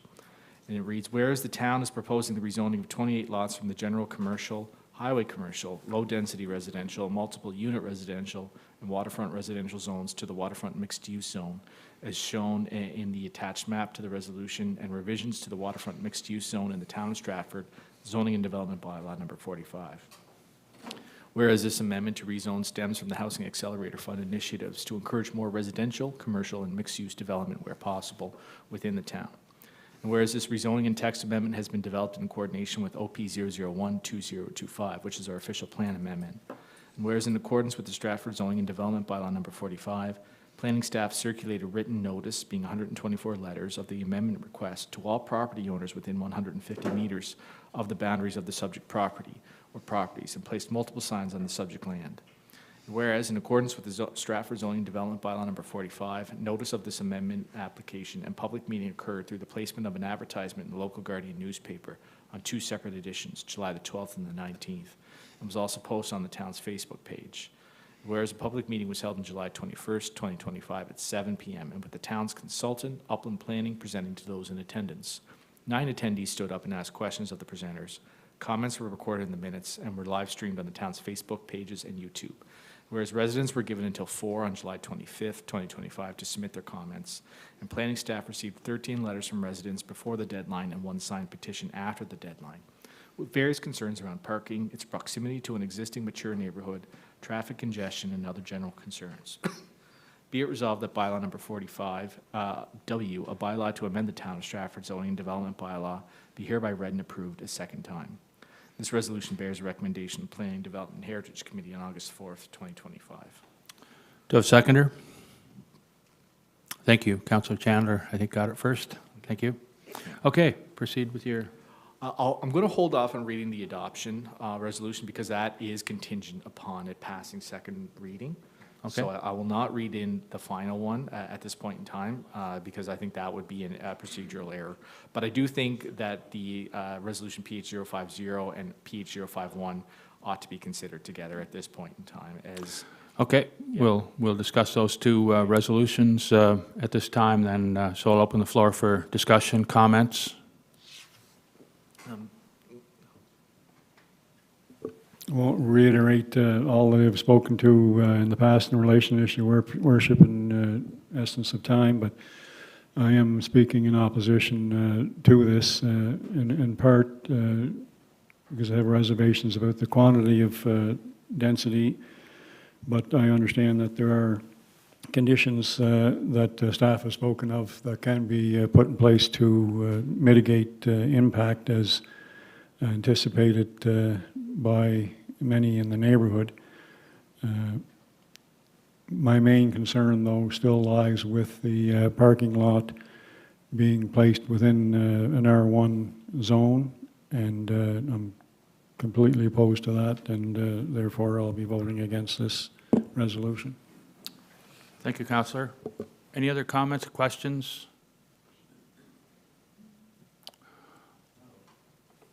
Yeah, if I may, Your Worship, I am voting in favor of this. I know I think I said it last meeting, we've talked about many different plans, different waterfront area development options, and I think this is one that is, given where we're at as a town right now, I think this is the ideal place for this type of development. Bringing things all into one consistent zone brings a lot more standards and a lot more clarity with respect to expectations on what can happen down there. And then we all know not everything's going to change overnight down there. It may not change for a long time. But I think this is a chance for us to make sure we're consistent and given how far along we are as a town here, it's one thing to be able to get back, and I think I said this last time too, but to be able to actually have a plan in an area that hasn't really been developed, that has a lot of opportunity, and able to do something really nice. What's been done down there is nice already. A lot of it's all private land, I think, and there's a lot of nice things that are planned, now or 20 years from now. But I think this sets the stage for that, and I'd much rather see it down there than in other areas. So I'm voting for it. Okay. Any other comments or questions? I'll also be supporting it too. It's something like kind of moving forward, and with the commercial business down there on Shepherd Drive and so on, and the movement there from Lagoon to the outdoor park now, the boardwalk and so on. And then, of course, you got a view there of Charlottetown, and vice versa, Charlottetown's got a view of us. And it's just, like Councillor Jackson said, 20 years from now, it's going to be great just to go for coffee or walk down there and just to see the area. And with the parking lot there, I know some of them people have objections to that, but I mean, that's the first thing they always say, parking. So we're trying to curb that problem with the parking lot. And of course, Mr. Banks, Tim has his properties in front of there, so it's going to be a well area, very, with hotels there and or whatever, or condos and so on. So it's going to be a great access to the town of Stratford. Thank you, Deputy Mayor. Yep. Thank you. And I'll also be voting yes for the reasons that were just stated. No need me adding to that again. That was well said. Okay, thank you. Any other comments? Okay, if not, I'll call for the question. All those in favor? Aye. Anyone against? Okay, sorry, Mr. Mayor, just so we're clear, I think it ought to be clear that we're voting on resolution PH 050 first, which is the official plan amendment, because we have two resolutions that are before us right now. I think as was stated, Councillor, we're discussing the two resolutions together, Yes, and but then we'll discuss the adoption as a separate item. Yeah, absolutely. I just want to make sure when we're saying all in favor, we're talking about the first one, the official plan amendment. That's what I understood. Okay. Best thing to do is just to read the title of the resolution in again and say that's the one you're voting on, just to keep it straight. Yeah, thank you. Yeah. Okay, so we'll vote on them, have three separate votes then. I see what you mean, yeah, okay. Okay, so if you would be so kind as to read the first, the resolution, I'll read the resolution. The resolution PH 050-2025 Official Plan Amendment, Waterfront Core Area Amendment. I'll call a question on that resolution. All those in favor? Aye. Aye. Anyone against? Okay, motion carried. Okay, the next resolution we're going to be voting on is Resolution PH 051-2025 Zoning Bylaw Amendment, WMU Zoning Amendment, second reading. I'll call for the question on that one. All those in favor? Aye. Aye. Those against? Okay, motion carried.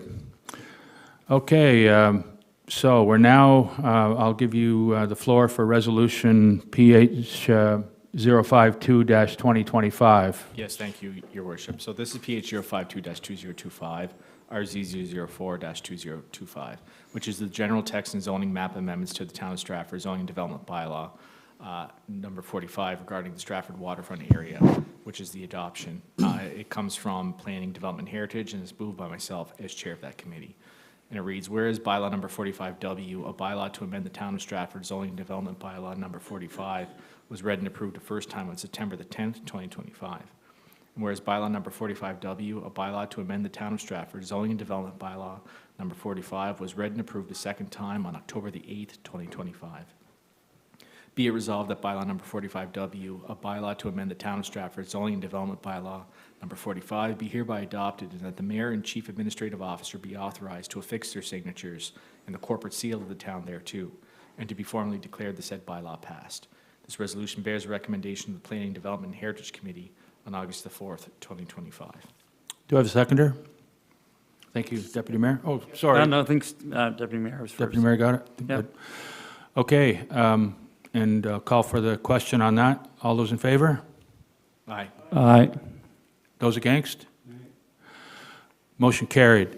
Okay, I just want to, before we move on, Councillor, I just want to just say a couple of words about this, latest vote. I want to make it very clear that we really respect the input of residents and their position on this.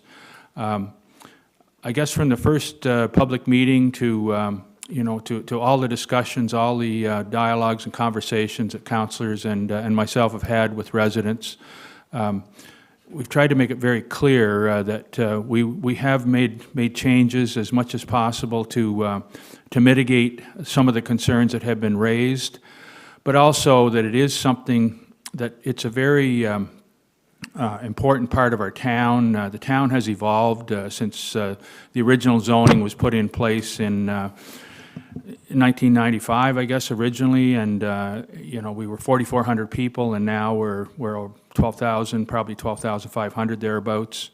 And what was formerly not urban core is now urban core, and in the core area, we really need, in all areas of town, we need to make the best use of the land, but at the same time respecting existing neighborhoods. And I think council, in my discussions anyway, my perception is that council felt that this rezoning and amendment to the zoning bylaw would really be positive for the town and would have minimal impact on nearby residents and established neighborhoods based on the separation and the mitigating measures that were taken. So I just want to make it clear that we do respect the input of residents, and we really value their input. So please don't feel like this was something that was done lightly. Thank you. Also, Mayor, and totally 100% with the residents, but also with our builders too, our contractors and construction companies. Like, a lot of times that one side is not the enemy. It's just that one side has a different vision moving forward. And part of our job sometimes is to try to mediate and hopefully come up with not a hybrid answer, but come up with something that may be a little bit more acceptable for both sides and helps us move forward and is a very stable, a stable rendering from us that'll help both sides understand what our vision is, and hopefully that coincides with both sides' visions in the future. Thank you, Councillor. And I think, just if I could add to that, I think it's a very collaborative process. We really try to be partners rather than rather than an adversarial process, we really want to work together with residents and with developers and planning staff and everyone to try to put together the best possible zoning and development bylaw. Thank you. I have to chime in relation to this. Early on, I'd expressed my disapproval with purchase, going back 2 years ago, the purchase of the parking lot within the R1 zone. And I had asked on several occasions that, or if the parking lot could be excluded from the waterfront mixed-use application in and of itself. I'm not opposed to the entirety of the project. I can see, especially where we know there can be conditions put on the developer in order to mitigate some of the concerns by residents, and there have been additional buffer areas put into play. I think it's tremendously dense as it was originally portrayed. I don't know, and I highly doubt that it's going to be developed to that extent, but there exists a possibility that it could. Had they been separated, I would have given a different thought. My vote might not have changed, but I would have had a different approach to consideration of the waterfront mixed-use zone. But with the parking lot in there, and council well knows, staff well knows, and I understand that the two couldn't be separated or wouldn't be, whatever the case may be. So there's where we stand, and I think it's unfortunate that I think the parking lot issue itself ought to have been a separate issue for consideration by the residents and as a rezoning, and that wasn't the case.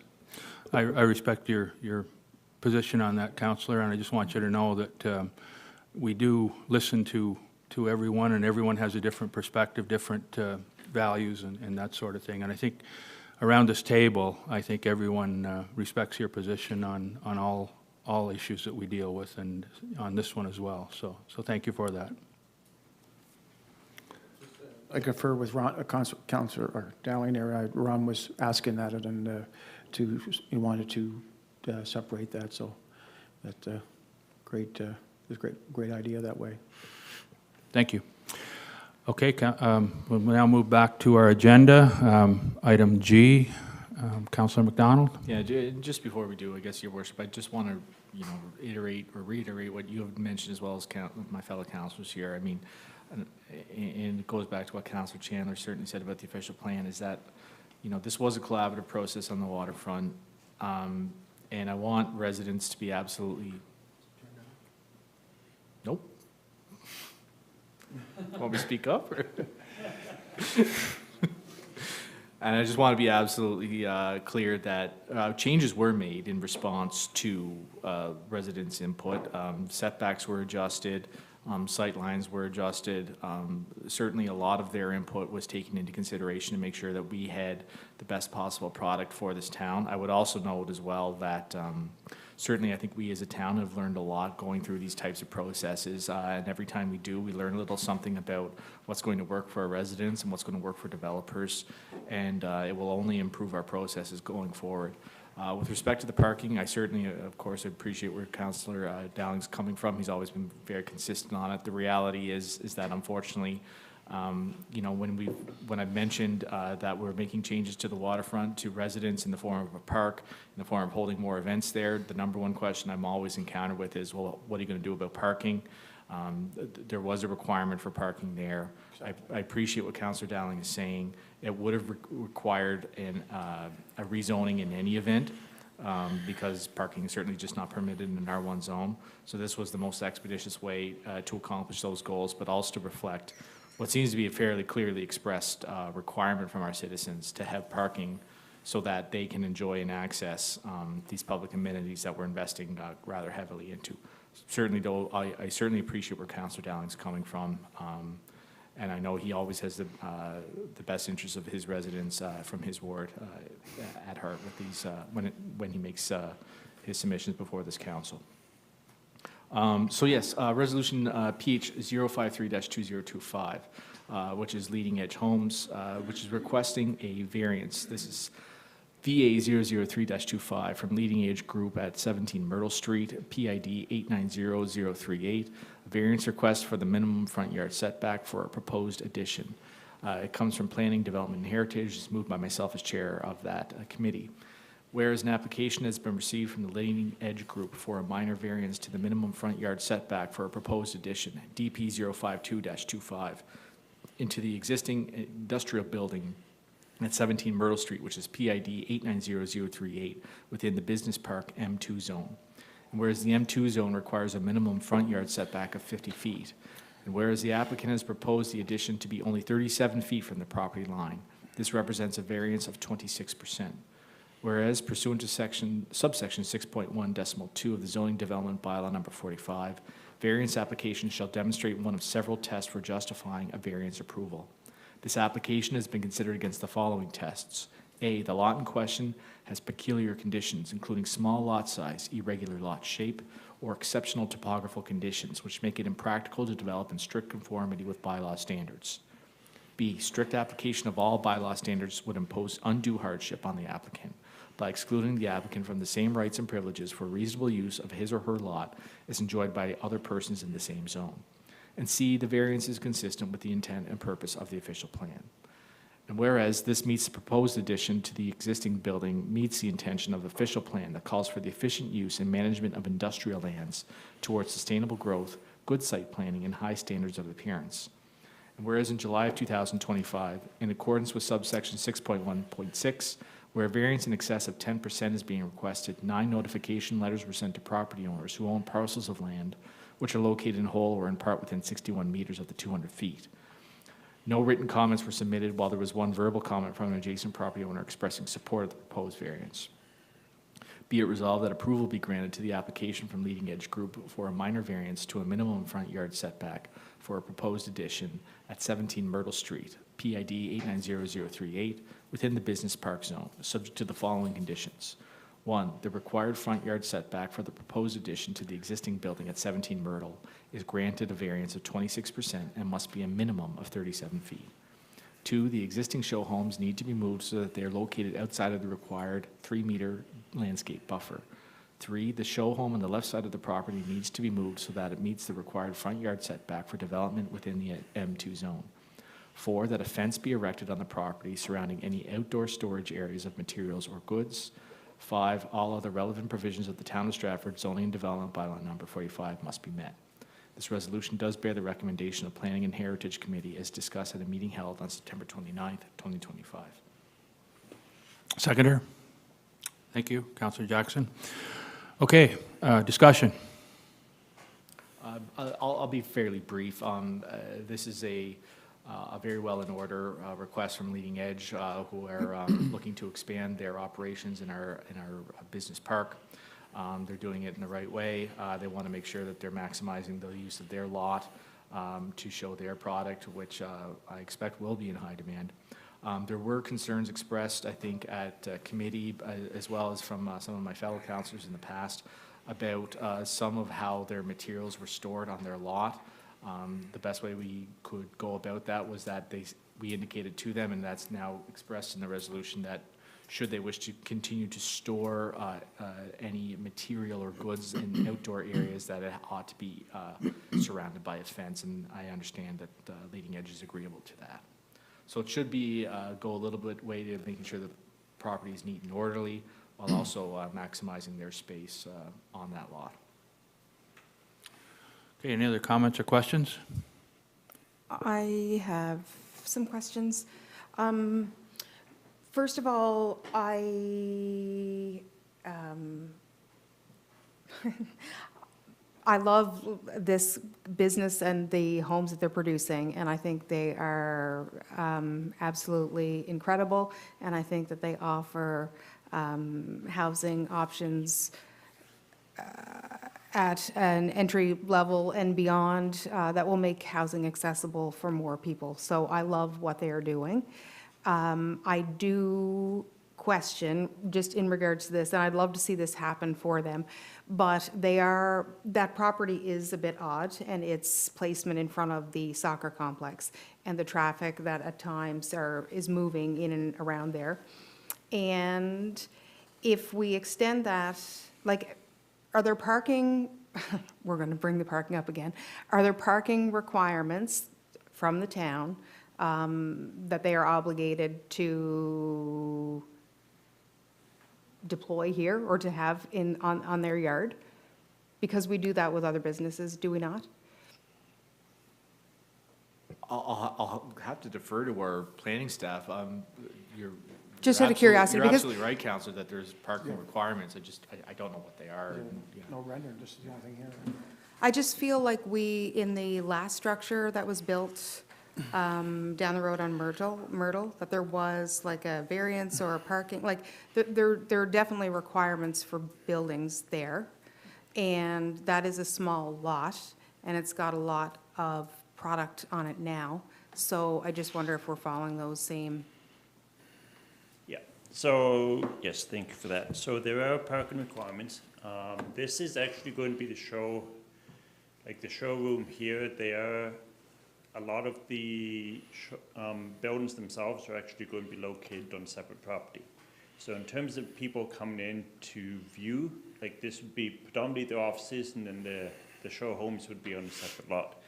There are parking requirements which we'll deal with at the development permit stage. This is just a request for the variance.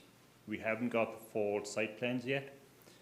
But the parking requirements for industrial warehouses, manufacturing, it's typically one space for every 300 square feet of floor area, or one parking space per employee and one loading area per loading bay. So this area has, I believe, one loading space on the left-hand side of the building.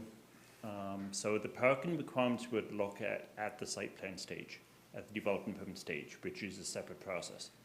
This is just seeking a variance to that setback. We'll go through the site plan in detail and make sure they have adequate parking for that building. Thank you. So this is something that whenever, they can't just go ahead and start building, they have to go back and apply for a development permit and then a building permit, I guess. Is that the process, Mr. Ruff? Yes, it is. Yeah. The building itself might, depending on the size of it, might actually fall in under the jurisdiction of the development officer based on the size. It's part 3 or 7 or 9. One of the parts, the building code, I'm not sure which one specifically, but it's most likely under the jurisdiction of the development officer. If it's too big, then it will come back to council for review at that point. But And then the parking will be addressed yes, at that point? Yeah, parking's going to be addressed at the development permit stage. Is that okay, Councillor? Yep. Okay, thank you. Okay, any other further questions or comments? No. Okay, we'll call for the question. All those in favor? Aye. Those against? Motion carried. Okay, next planning resolution for us is one that we have seen somewhat before, although in a different form. This is PH 054-2025, SD 004-25, from CM LMT Holdings Limited, which is requesting a conditional use for 1 8-unit stacked townhouse dwelling complex and 2 5-unit townhouse dwelling complexes located at PID 190173 and 529545. It's moved by myself as Chair of Planning, Development, and Heritage. Whereas Council has granted preliminary approval to the Swallow Drive Extension Subdivision Application, SD 004-25, on September the 10th, 2025, to change the boundaries of PIDs 190173 and 529545 and permit the extension of Swallow Drive with a temporary cul-de-sac.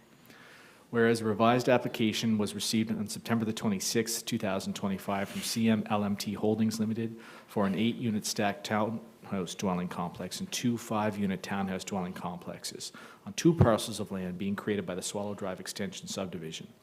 Both of these land use types are conditional uses within the medium-density residential R2 zone.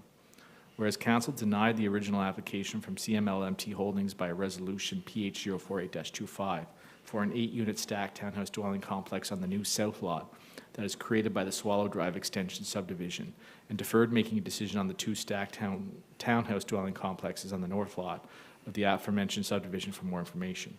I would just indicate, I might actually make a friendly amendment to this if possible.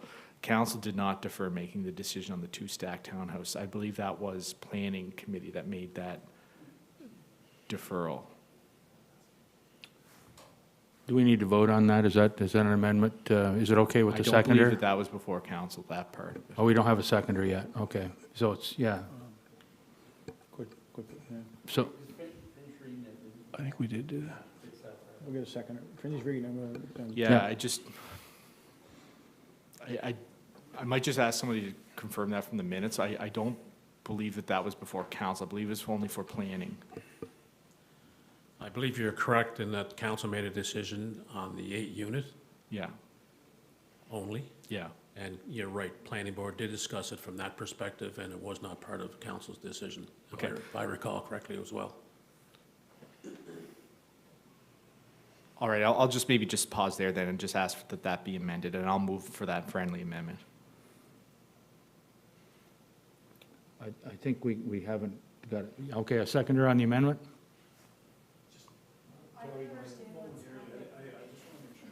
Sure. I just want to make sure, I thought we did defer to the special meeting, but I may be wrong. I'm just looking through. Oh. It's 2 subdivisions, right?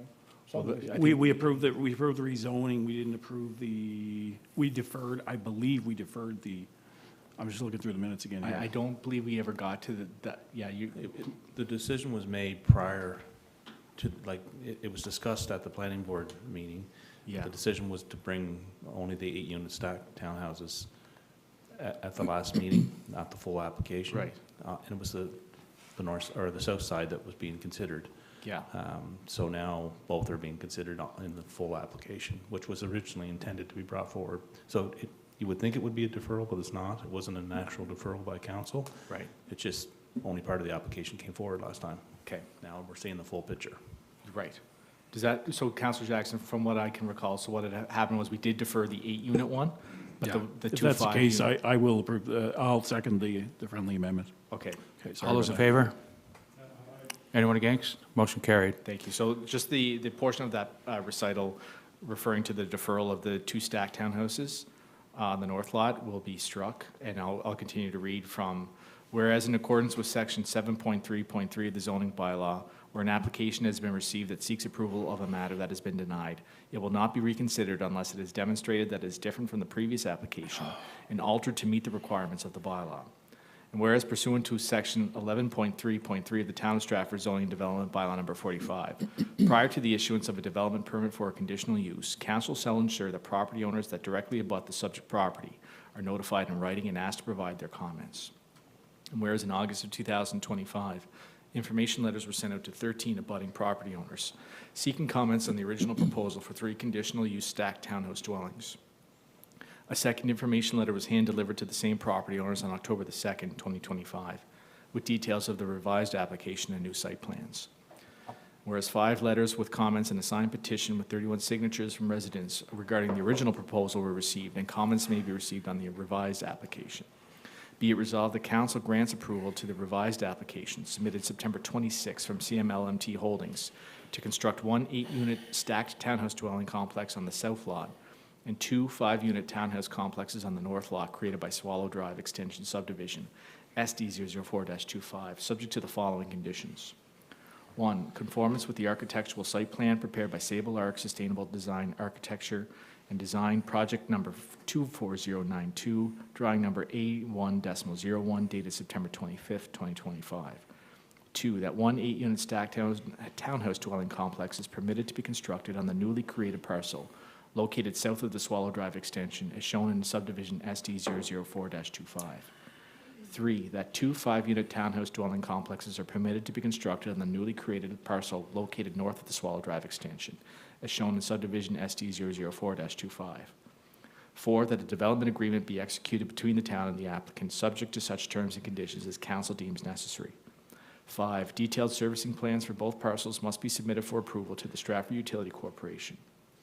6, detailed stormwater management and site grading plans for both parcels must be prepared by a qualified engineer and approved by both the town of Stratford and DTI. 7, a detailed erosion and sedimentation plan for both parcels must be prepared showing how erosion and sedimentation will be controlled and contained during construction.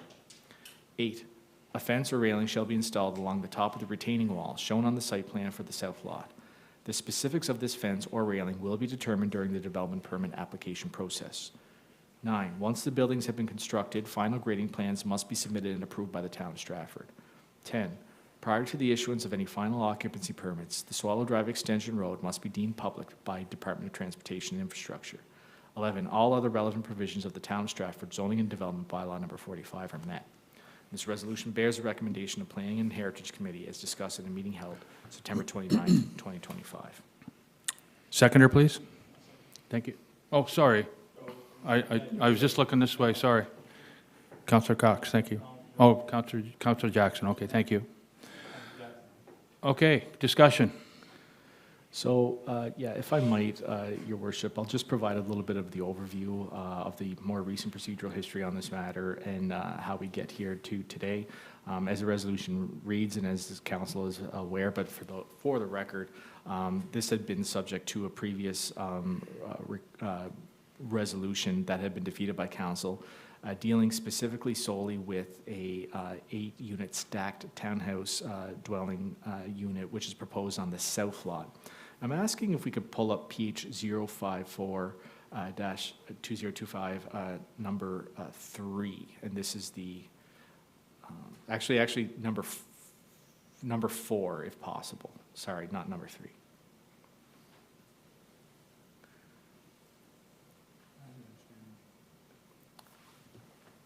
Sorry, this is, that's number 3. Could we pull up, there we go, yeah.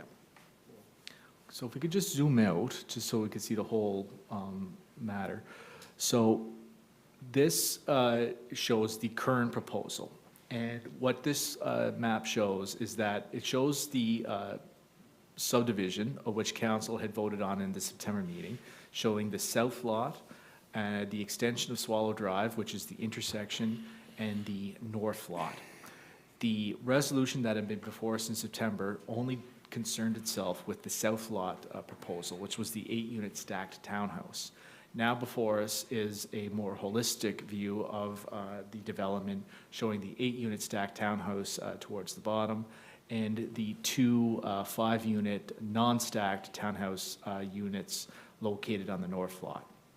So this provides an overview of the difference, I suppose, between the initial proposal and the second proposal.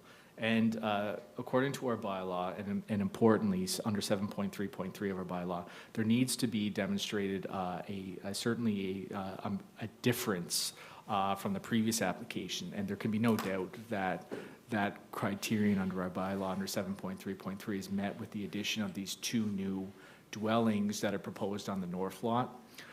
And it's not just the addition of the 2 dwellings on the north lot that I would suggest are different. What I am also given to understand is that, and I'll speak solely for myself, of course, is that one of the reasons I voted in opposition to the original one was that when I reviewed our official plan, one of the concerns was that more dense types of development should be situated near transit nodes. And so from what I understand, and I might ask, and correct me if I'm wrong, but I understand that there is a transit node, 2 transit nodes, 2 bus stops located, and I'll ask Mr. Ruff, who's here. Mason Road. On Mason Road, and I believe there's maybe another one, but I'll ask Mr. Ruff to confirm that. Okay. Yeah, I can definitely deal with that. So in terms of transportation and transit nodes, typically you take a look at what is called the commuter shed. So you don't take a look at necessarily just the bus stop, you look at the area around it. It's similar to a river where you have the watershed around it, or the water flows into that river. So there are actually 2 bus stops within about a 5-minute walk. There's one at the corner of Mason and Bunbury, and one down by Kelly and Smallwood. So typically the nodes, it's about a 46-minute walk is the standard. If it's to a bus, if it's to a train, it's double that. So in this case, there's two within that 5-minute walk of the site. So. Okay, thank you, Mr. Ruff. So that there, those two additions, basically the addition of the knowledge of these transit nodes within the commuter shed, as Mr. Ruff has described it, as well as the addition of the 2 of 5 unit townhomes to the north, has really dramatically decreased the overall density of the proposed project. And to really bring home, I think, what this density will look like, I'll ask if we can bring up item number 7, which is our 3D model showing, now this is, I'll indicate this is a concept only, prepared with the very diligent efforts of Ms. Kennedy of our planning staff, who put in quite a bit of time to get these renderings done. And I'll ask you to go to actually page number 5, which is the last page. And you'll see the purple shaded dwelling is the south lot, and the 2 blue shaded dwellings are in the north lot. And this 3D rendering really goes to show that this density, certainly it is more dense than some of the single families that are present in this area. This is nothing to be necessarily afraid of. It's no more massive than many of the other structures that are present there. Certainly, there is some consideration being paid to a agriculture or landscape buffer. The parking has been shifted so that there's more of a buffer between these more dense areas. And what I would also suggest as well is that this sort of kind of now falls into a complete plan where I think council was faced with a difficult decision last time where we were only considering the south lot without a real clear understanding before us at the time of what the north lot was going to look like. Now we do. We have a very clear picture of what this entire development will now look like. This satisfies, I think, some of the concerns about the missing middle. In fact, it offers a better diversification of our housing stock, as now we have not just a slightly more dense form in the form of the stacked townhomes to the south, but also somewhere very much in the middle on the north a lot, where there's a little more breathing room in the number of units. There's plenty of parking. There's the landscaped buffer. And the massing of the buildings actually is rather complementary towards the rest of the neighborhood. And with my concerns satisfied on the transit situation, I'll certainly indicate that I'm now in support of this proposed resolution. Okay. So we've got a moved and seconded resolution. We have an opportunity here for discussion. Any other comments or questions? Ronnie. Councillor Jackson. If I may, and I think as evident at the last meeting, I was torn a little bit around this one. And the biggest, and again, it wasn't this full plan, but the biggest thing for me coming out of that was just a bit not having enough time for folks to consider it. Planning had a good look at the full plan. Just speaking to some of the issues that were brought up, the traffic, you know, there is going to be more traffic. That's a given. Anytime we ask transportation for information on traffic, they say it is well within the limits. So I've never seen anything contrary to that. So traffic is not an issue for me. Parking is, they have provided more than enough parking in this, so that's a positive. The zoning, the big difference here and another property close to it is this is an R2. The developer's well within the right to ask for the stacked townhouse on the south lot. So that is, you know, that is something that we've approved in the past. I've been very consistent on my feeling about it being kind of that next step in density that I'm comfortable with. So they're well within their right to ask for that. We have approved it in this area, not to the east of it, but in other areas in that larger area. Again, transit, you know, if it's 4 to 6 minutes, I'm not 4 to 6 minutes from transit in my area. So I think that we're in the infancy stages of transit right now. So I think to hold any standard there, that's a tough one. So I think that's not an issue for me. The developer has provided clear plans in what they are proposing, so we can see what they are looking at.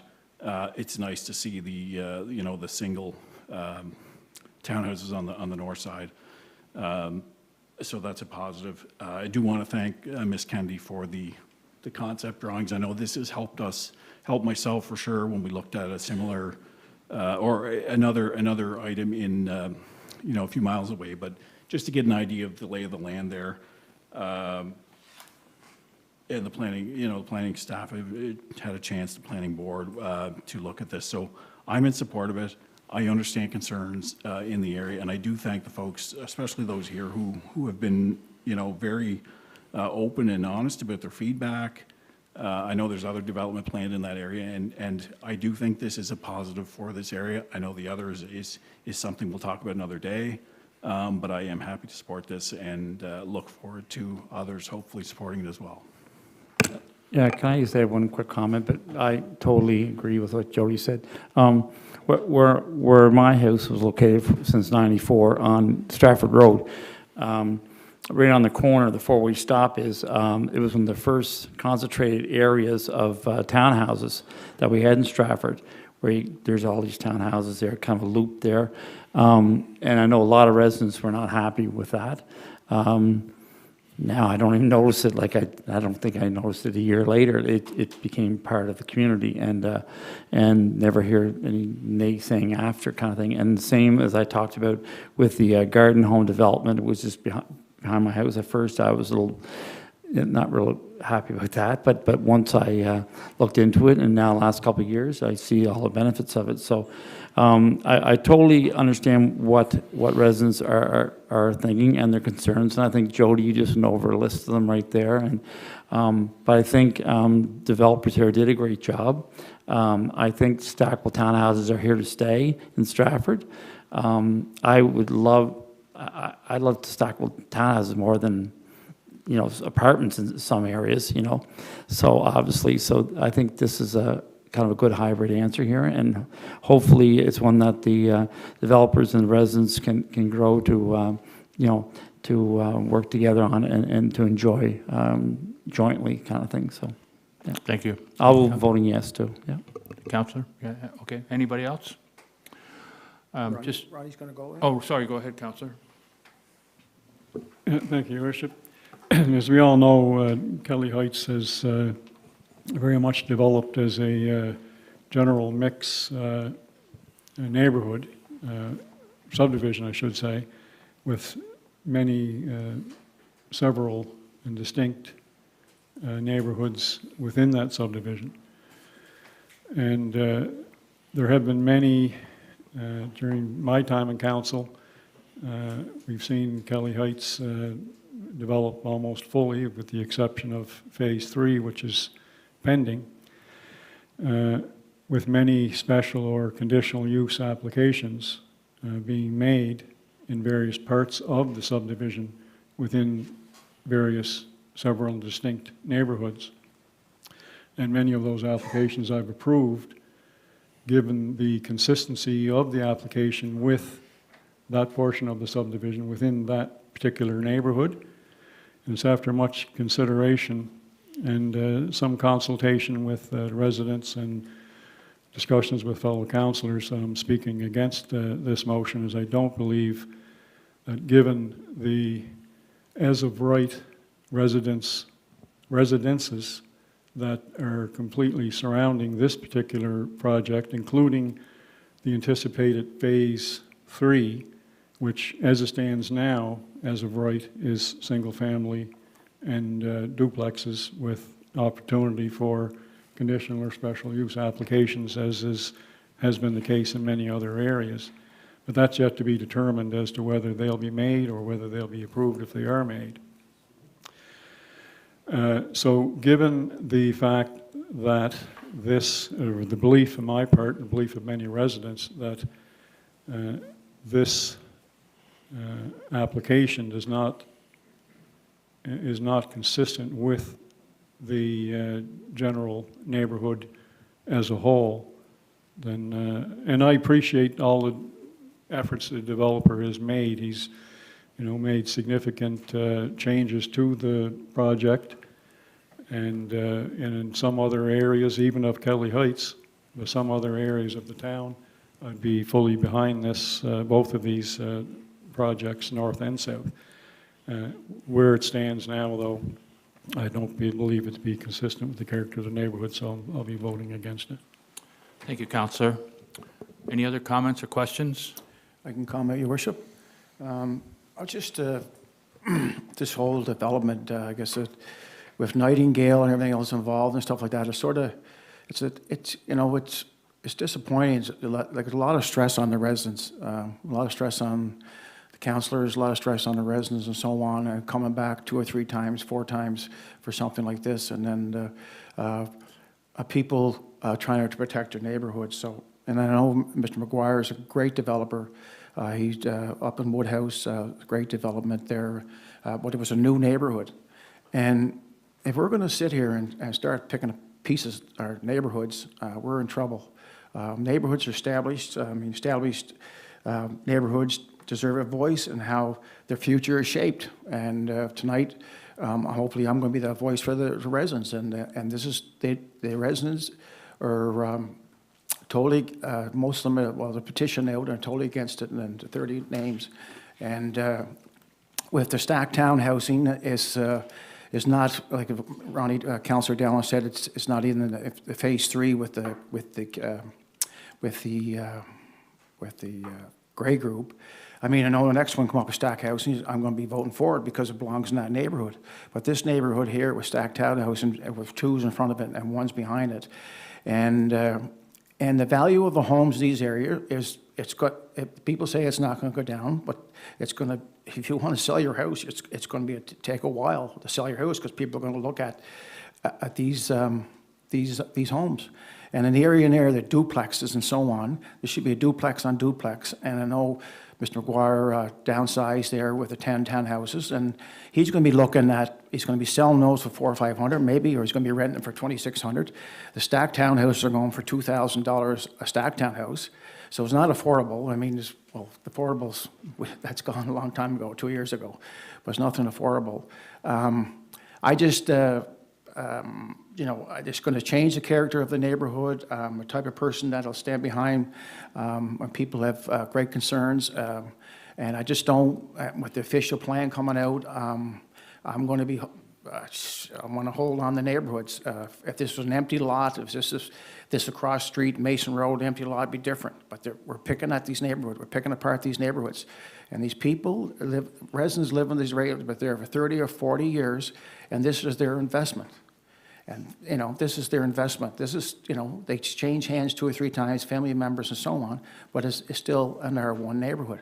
And I just, I just can't get myself around it. I just want to be able to, I voted for a lot of things, and I voted for a lot of things across Stratford, but just this site here.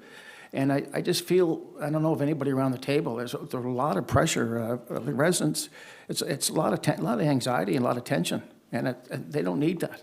And if we're elected by the residents, well, some of you, we're elected by the residents, and we give their voice, and we have to represent the residents. And it's very stressful. And why should they have stress on them when they build these houses 40 or 50 years ago? So I'll be voting against it tonight, same as Councillor Dallin. Okay. Any other comments or questions? I feel frustrated, and you guys are going to hear all about it. I feel frustrated for a couple of different reasons. I want to be someone who works and is able to work with both the visions of developers, the needs of housing, the views of residents, etc. I feel in some ways this council has been very forward-thinking in some of the decisions that we've made. I honestly do. And maybe I'm wrong, because I know we've had conversations where we need to be more forward-thinking, but I think we've made some pretty big decisions as a group. I respect Councillor Dowling's commitment to his values and his consistent messaging and his desire to have our official plan completed so that we have that direction and we feel solid about where we are building and what we are building, so that the guidelines are clear, so that we're not continually making exceptions, so that we're not faced with these situations that take a lot of time and effort, not just on our part. We're probably the people, you know, there's planning, there's the development, there's the process, there's the reapplication, there's the residents, there's the meeting, and all of this. And yes, I know you guys know all this already. When it comes to traffic and people genuinely expressing concerns over increased traffic, and Councillor Jackson actually saying, and with respect, that we're always going to hear from the province that the street can handle the traffic, okay? So that's fine. If that's always going to be the message, then why do we even bring that up as something that someone could contest? Theory and practice are two different things. The province can tell us the street can handle the traffic. Meanwhile, if I'm sitting for an extra 30 minutes to get to work, that's had a great impact in my life and the quality of my life and how I commute and move around the town and the city. So the bridge is a great example. We've gone through the reconstruction, et cetera, but we still sit in traffic. So I feel helpless sometimes as a council because the things that I see and feel and experience, I can't even express and follow the processes and object to something within the guidelines that I think are there for me. Does that make sense? Am I making sense so far? When it comes to these developments, and I am somebody who is speaking all the time for affordable and accessible housing. I'm also someone who's speaking out saying if we're putting more inventory into our town, that it is a price point that is in the $3,000 range, et cetera, that is not solving problems. I wish you guys would hear me say that, because if we look at the average incomes of islanders versus the housing and what is determined affordable housing, we're not meeting those needs. That's another topic, but I need to say these things. I like the idea of the townhouses, but the stacked townhouses, we need to agree, I think, bring more housing opportunities, but we're putting twice the amount, at least, of people in the same footprint. So I have my home, it's a single-family home. There's typically 4 or 5 people that live under there. But if my kids and myself all had people that decided to live with us, and all of a sudden we doubled how many people live in that house, then we are going to have an impact in our yard, in the garbage we put out, in the cars we drive, in the energy we use, et cetera. I'm not trying to educate anyone on this, but it does change things. So we can look visually and say, oh, look, it doesn't really impact anything. Oh, the province says the roads can handle it. Oh, this and that. There is also we have to ask ourselves, we can't just check boxes. There has to be more. I would like there to be more consideration. So I do feel at a real standstill. I love that the developer has accommodated and worked with us. I see the need for housing. I see all of these things, but it still doesn't quite, I just feel a little helpless. And then I know that if I go against something, then someone's going to say traffic, like the traffic it shows. Like, so I can't even fight for something without someone saying that you haven't made your point within the guidelines that are set out to object to something. So that's how I feel. And I need you guys to hear it. And I'm not sure how I'm going to vote just yet. Thank you, Councillor. To be honest. Do you want to say something first? I think I was going to recognize Councillor Jackson. If you want to say something, Just a note for the record, there have been times where Department of Transportation has come back to us and indicated that there are traffic issues in an area, and actually we couldn't expand the area any further until there's a new access point. There has been times in the past, just for the record. Councillor Jackson. Yeah, if I can, and I totally respect. I understand the traffic. I understand that, and But if traffic was an issue, why would we let one more single person come into Stratford every day when we know the bridge isn't sufficient? We have all of these things. The town wasn't built for the size we are, but we're stuck with it. So we can't change these things right now. When we talk about folks having families, so kids can't afford right now to leave home till they're 35 because they can't afford their own place. So they may have 6 cars in their driveway, and that's a single-family home. And so we've had pictures in some of the submissions here where people have made examples of spots in Kinloch Creek and different places like that on Kinloch Road. So, like, if you're gonna drive around and try to find spots where there's too many cars in the driveway, I had a boat in my driveway, I don't care.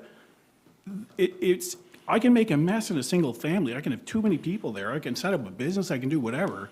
We are stuck with some of the things that we have. We do have to check off boxes because it is, as much as we'd love to say this is just a choice that we're making, we have to live within the parameters of the kind of the governing standards of planning, and as much as I balk at those sometimes, we do have to do that. You know, the pricing, that's none of our business. I don't think that's any of our business what they charge for rent. If they charge too much, they're not going to rent it. Can I just comment? And I'm Yeah. not trying to be argumentative, but it has to be a little bit of our business, because if our notion is that we're trying to provide housing inventory when we're told there is a housing crisis, then it would be more responsible for us to understand the type of units we're making available. And I understand that as business, Councillor Jackson. it is. And I do respect what you're saying, but if we look at the inventory of available housing right now in Stratford, we would find that there's quite a bit. And if more goes in at the same price point, or it is costing you the same per month to live there, we haven't solved a problem. No, but there are still $1 million homes being built in Stratford, and we don't income tax the people that are building them or buying them. We don't dictate prices. I just think that's an area, if we're not subsidizing housing, we got to stay out of it. So it's either the folks, we're getting way off track, but this is. I didn't mean to, but. No, but it's a fair point, but it's a market-driven thing. We are within the R2 zone. We, as a group, whether we like it or not, decided we were going to entertain conditional use, stacked townhouses, duplex, whatever you want to call it. We agreed to that. I've been positive on that. Depending on what you call the neighborhood, I call Stratford the home neighborhood that I grew up in. But if we want to pick it apart conveniently, then yes, it is on the far eastern end of some of the other ones we've approved, but it is an R2 zone. They are welcome to ask for it. We are welcome to vote for it or against it. But as far as, I take real issue with the idea that we're not representing our residents by voting for something. Like, we have to weigh these things. If we wanted easy decisions all the time, then that's fine. That's not what I signed up for.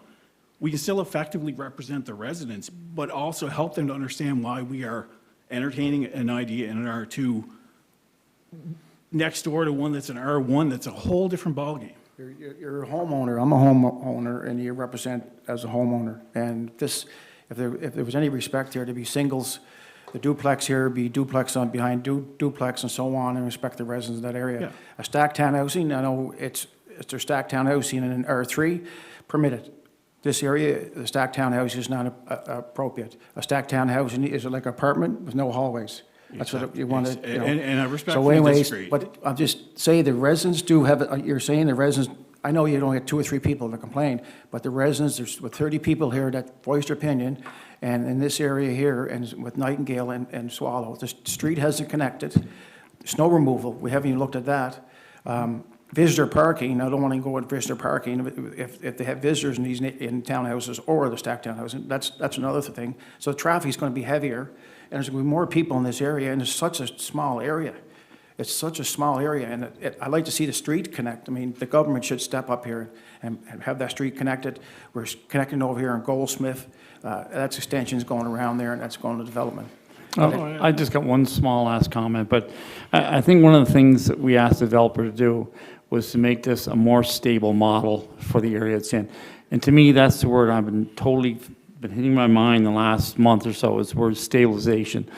Like, we need to have a more stable Stratford as we move forward, because if we don't, we're going to be all R1s, and we're going to be apartment buildings full of people in apartments and R1s, and it's not going to be stable. It's not. There's no way that can push the needle forward. We can't maintain that.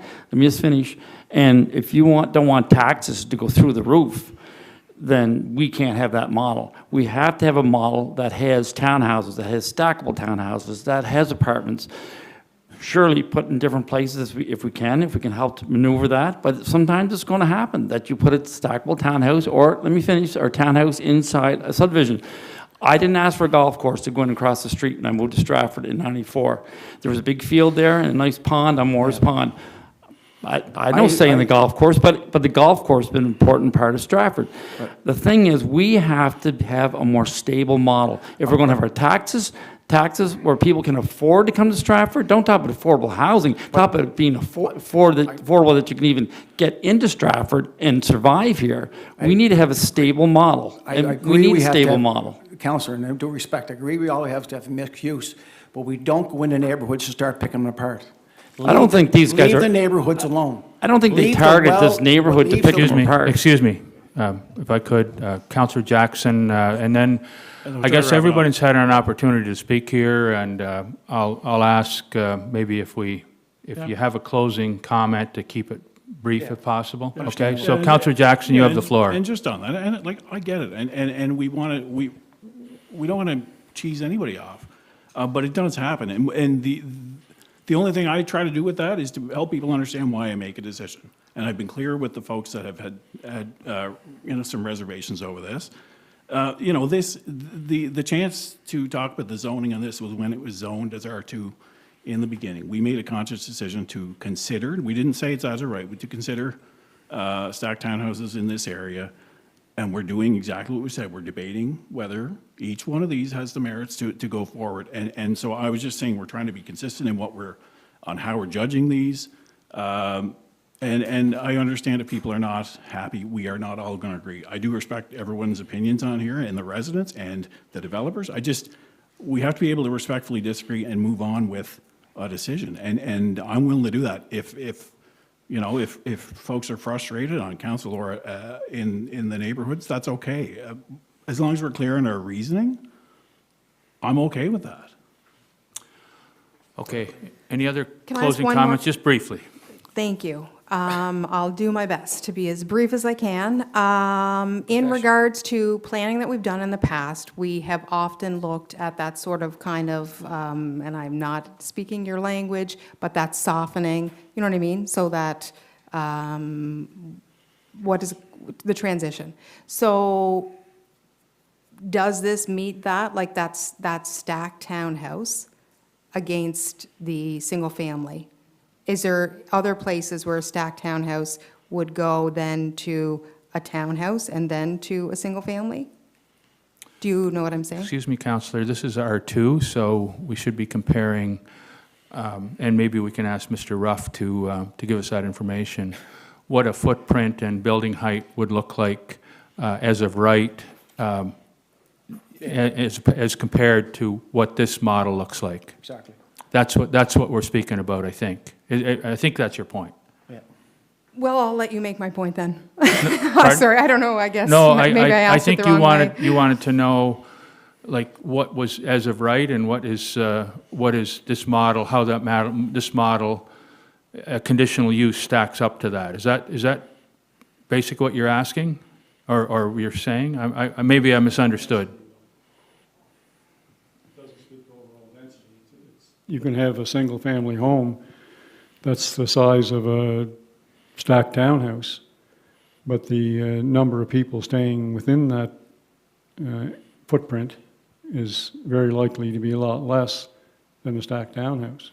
So, Okay. you can talk about the size of the building in relation to the neighborhood, but you also have to talk about the number of families and number of people overall that are likely to be within that footprint. And I'm just going to close out by saying, first of all, to Councillor Jackson's point, yes, we did approve stacked townhouses as a conditional use in order to increase the options for developers. And to Councillor Cox's point, yes, the developments have to occur within the community, but they ought to be in the right and proper area to be consistent with neighborhoods within which they're being developed. So that's all I have to say on that.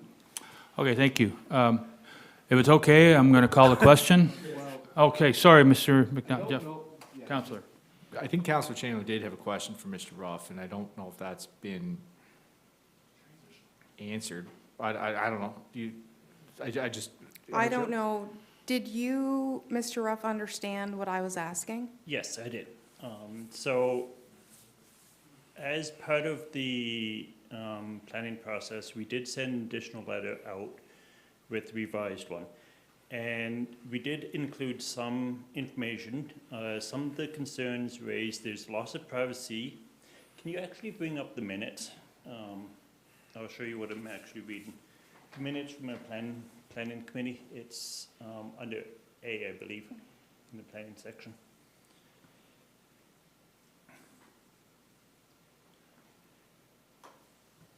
And then we're page 9 is what I'm down on.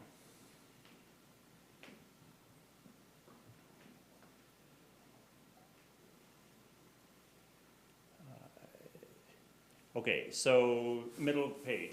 Loss of privacy due to the increased number of dwellings in close proximity to existing properties. In terms of the proposal, the proposed development will meet the development standards under our zone bylaw. In addition, this revised plan reduces the number of dwelling units on the northern lot by 50% and mirrors the building and parking lot. So the design of the buildings on the north side were pushed to the east, so they're away from existing dwellings on Captain James. So there's the buffer zone through there. So essentially it's bound by the Bunbury baseball park through there. And then there is also a sliver of land which will become park from the Grey Group site. And then there is a buffer zone through there. The north parking lot would actually require a landscape buffer too, because anytime a parking lot exceeds 18 units, you need a landscape buffer. So some sort of hedge vegetation has to be at least 1 meter high. The ones on the south side, again, they're pushed off away from the existing dwellings on Swallow. So you have landscape buffer, parking lot, and then the building. So the building itself, on the south side, it fronts onto undeveloped immediately to the right, to the east, and then on the south side, it would border onto a park. So in terms of the impacts, there's essentially just the one immediate neighbor to the west, to the left-hand side, because it's vacant land to the east, road to the north, and park to the south. So there were some design elements as to where those buildings are situated to reduce the impact on the area. This is part of not the Nightingale neighborhood. Back when the Nightingale neighborhood was set up in '75, this property was actually exempt from it. So it's actually part of the larger Kelly Heights subdivision neighborhood through here. So there were some design changes made to try and reduce the impact on the existing dwellings in the area, based on site design where the buildings are situated on the property. Did that answer your question?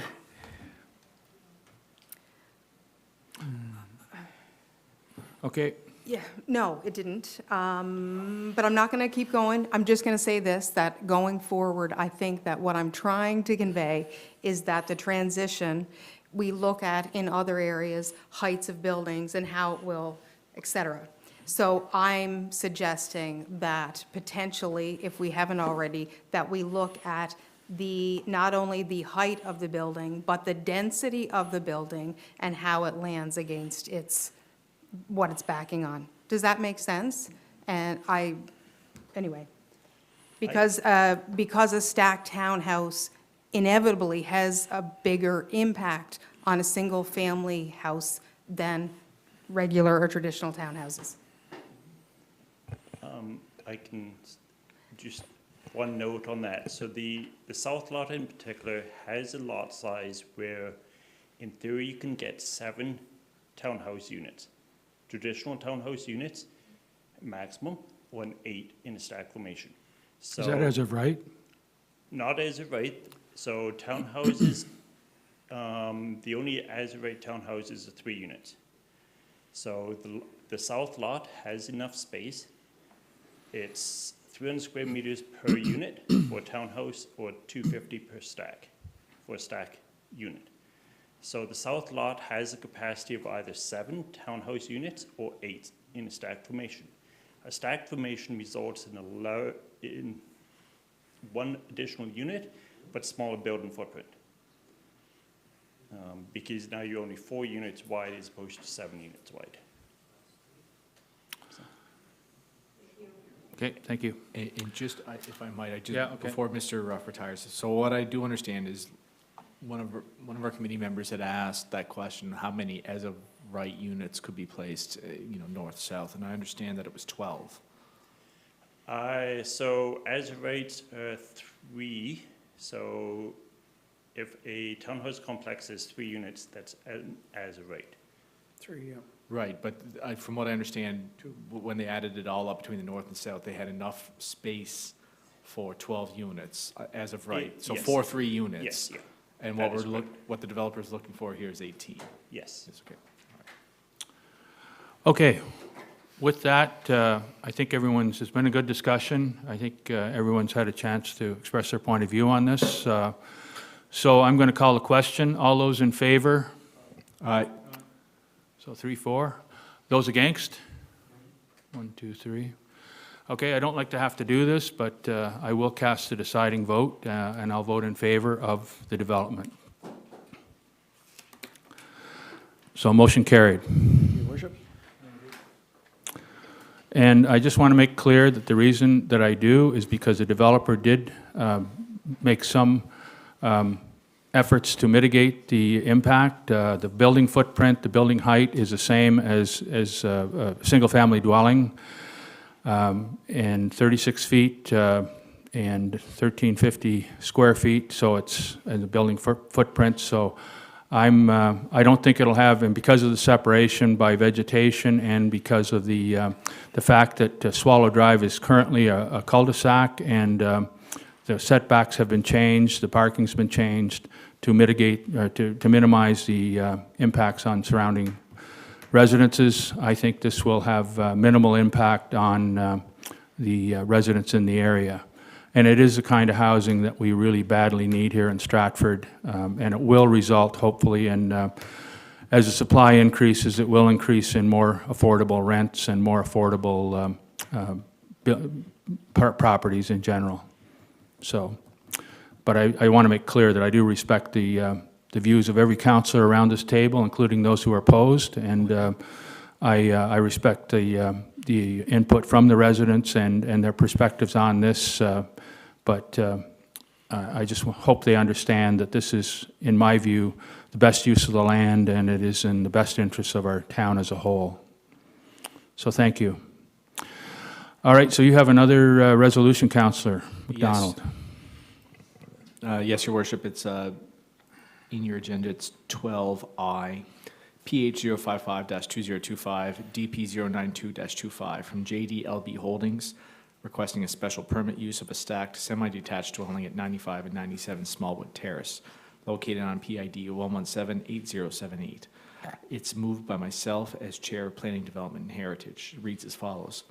Whereas an application has been received from John Davidson, owner of JDLB Holdings, to construct a stacked semi-detached dwelling at 95 and 97 Smallwood Terrace, located on PID 117-8078, within the medium-density residential R2 zone, being a stacked semi-detached dwelling, is listed as a special permit use. And whereas pursuant to sections 8.16(1) sub D and E in the Zoning and Development Bylaw number 45, Council shall ensure that property owners within 61 meters or 200 feet of the subject property are notified in writing and asked to provide their comments, and that a public meeting be held to allow residents to provide their input before a decision is rendered by Council.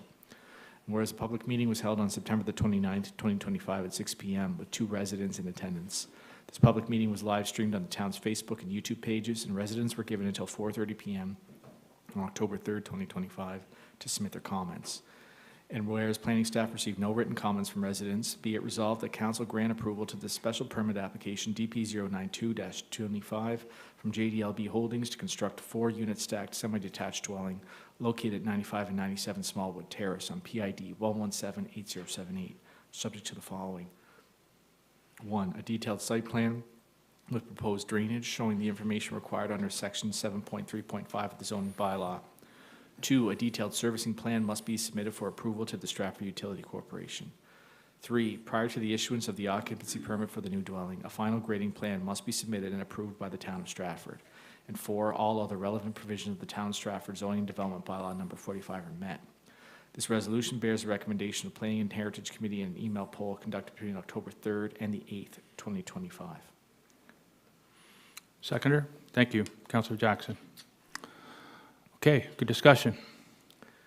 So what I'll ask, just to provide an overview, Councillor Jackson. So if we could bring up the attachment PH 055-2025 number 1, which is the site plan, and if you go to page 204, you'll see where this is going to be located at. This is the lot in question.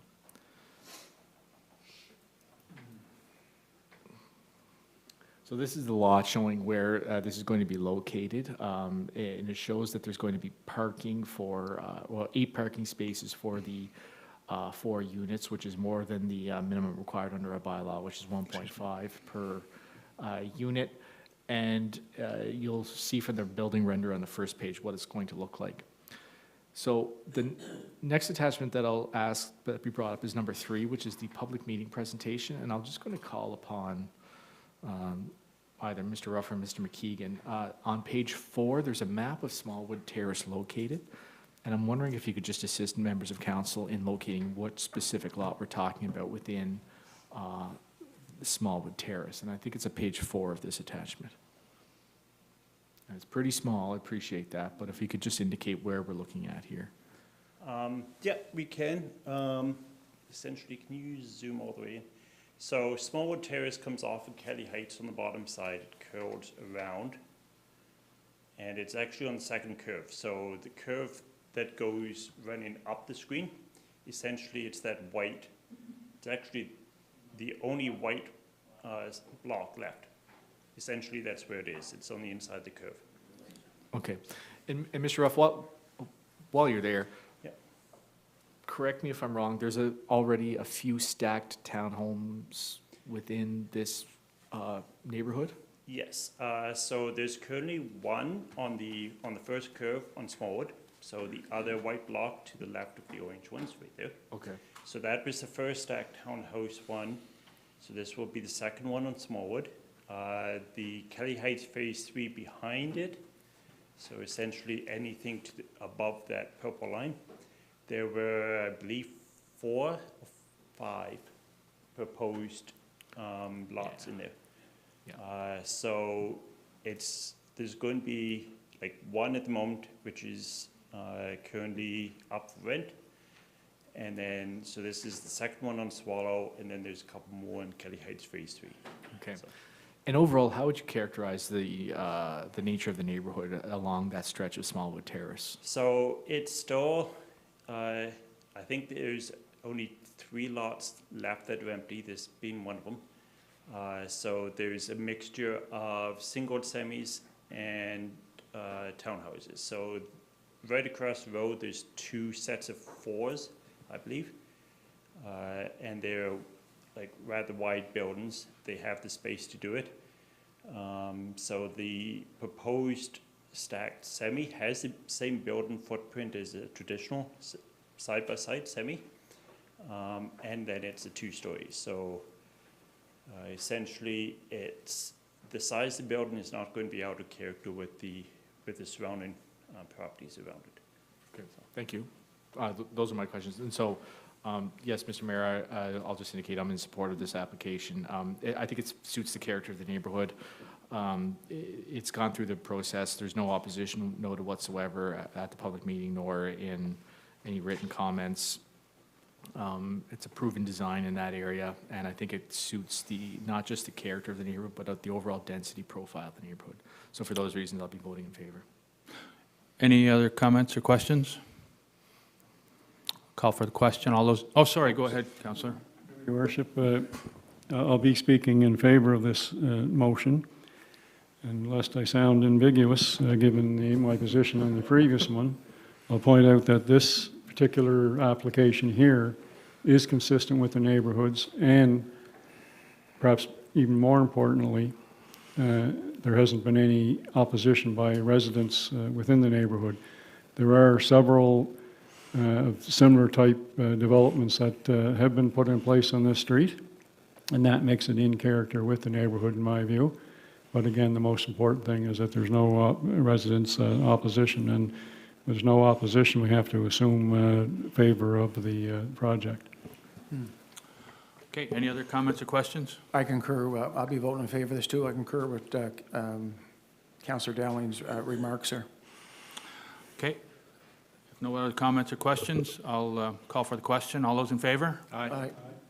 Those opposed? Motion carried. Thank you for your, I just want to thank all of my fellow councillors.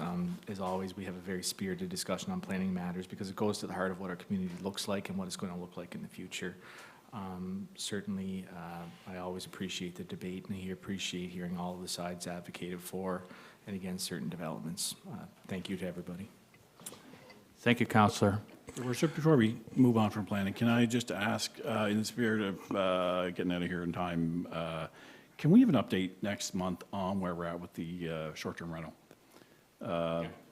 Just, yeah, short-term rentals. I can indicate just on the record that I know that our Director of Planning and our long-range planner have met with members of our legal team, and they've gotten some pretty valuable feedback, and I appreciate that there's going to be some changes to the draft, probably make it a little leaner, and so I think that's a very fair request, Councillor, that we'll hopefully see something. I think at a minimum, I mean, it really does need to tie into the official plan stuff at a minimum, so I think that's a fair ask. Yeah, and I think that's the spirit of where the questions are coming from. At least I've had probably 4 in the last week, just around how the official plan changes may impact. I know there's some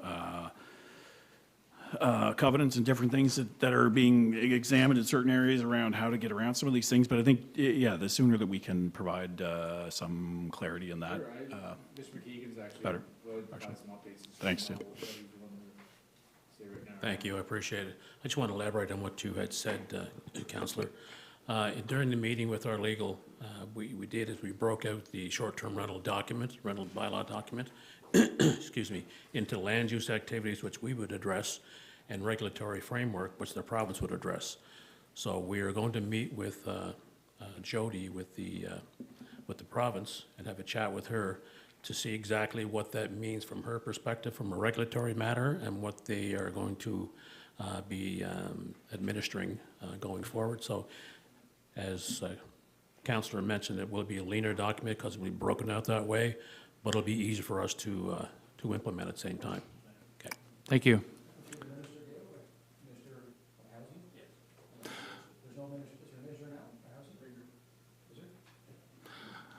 Okay, if there's no other comments, I'll thank Councillor McDonald for his efforts and his work again tonight.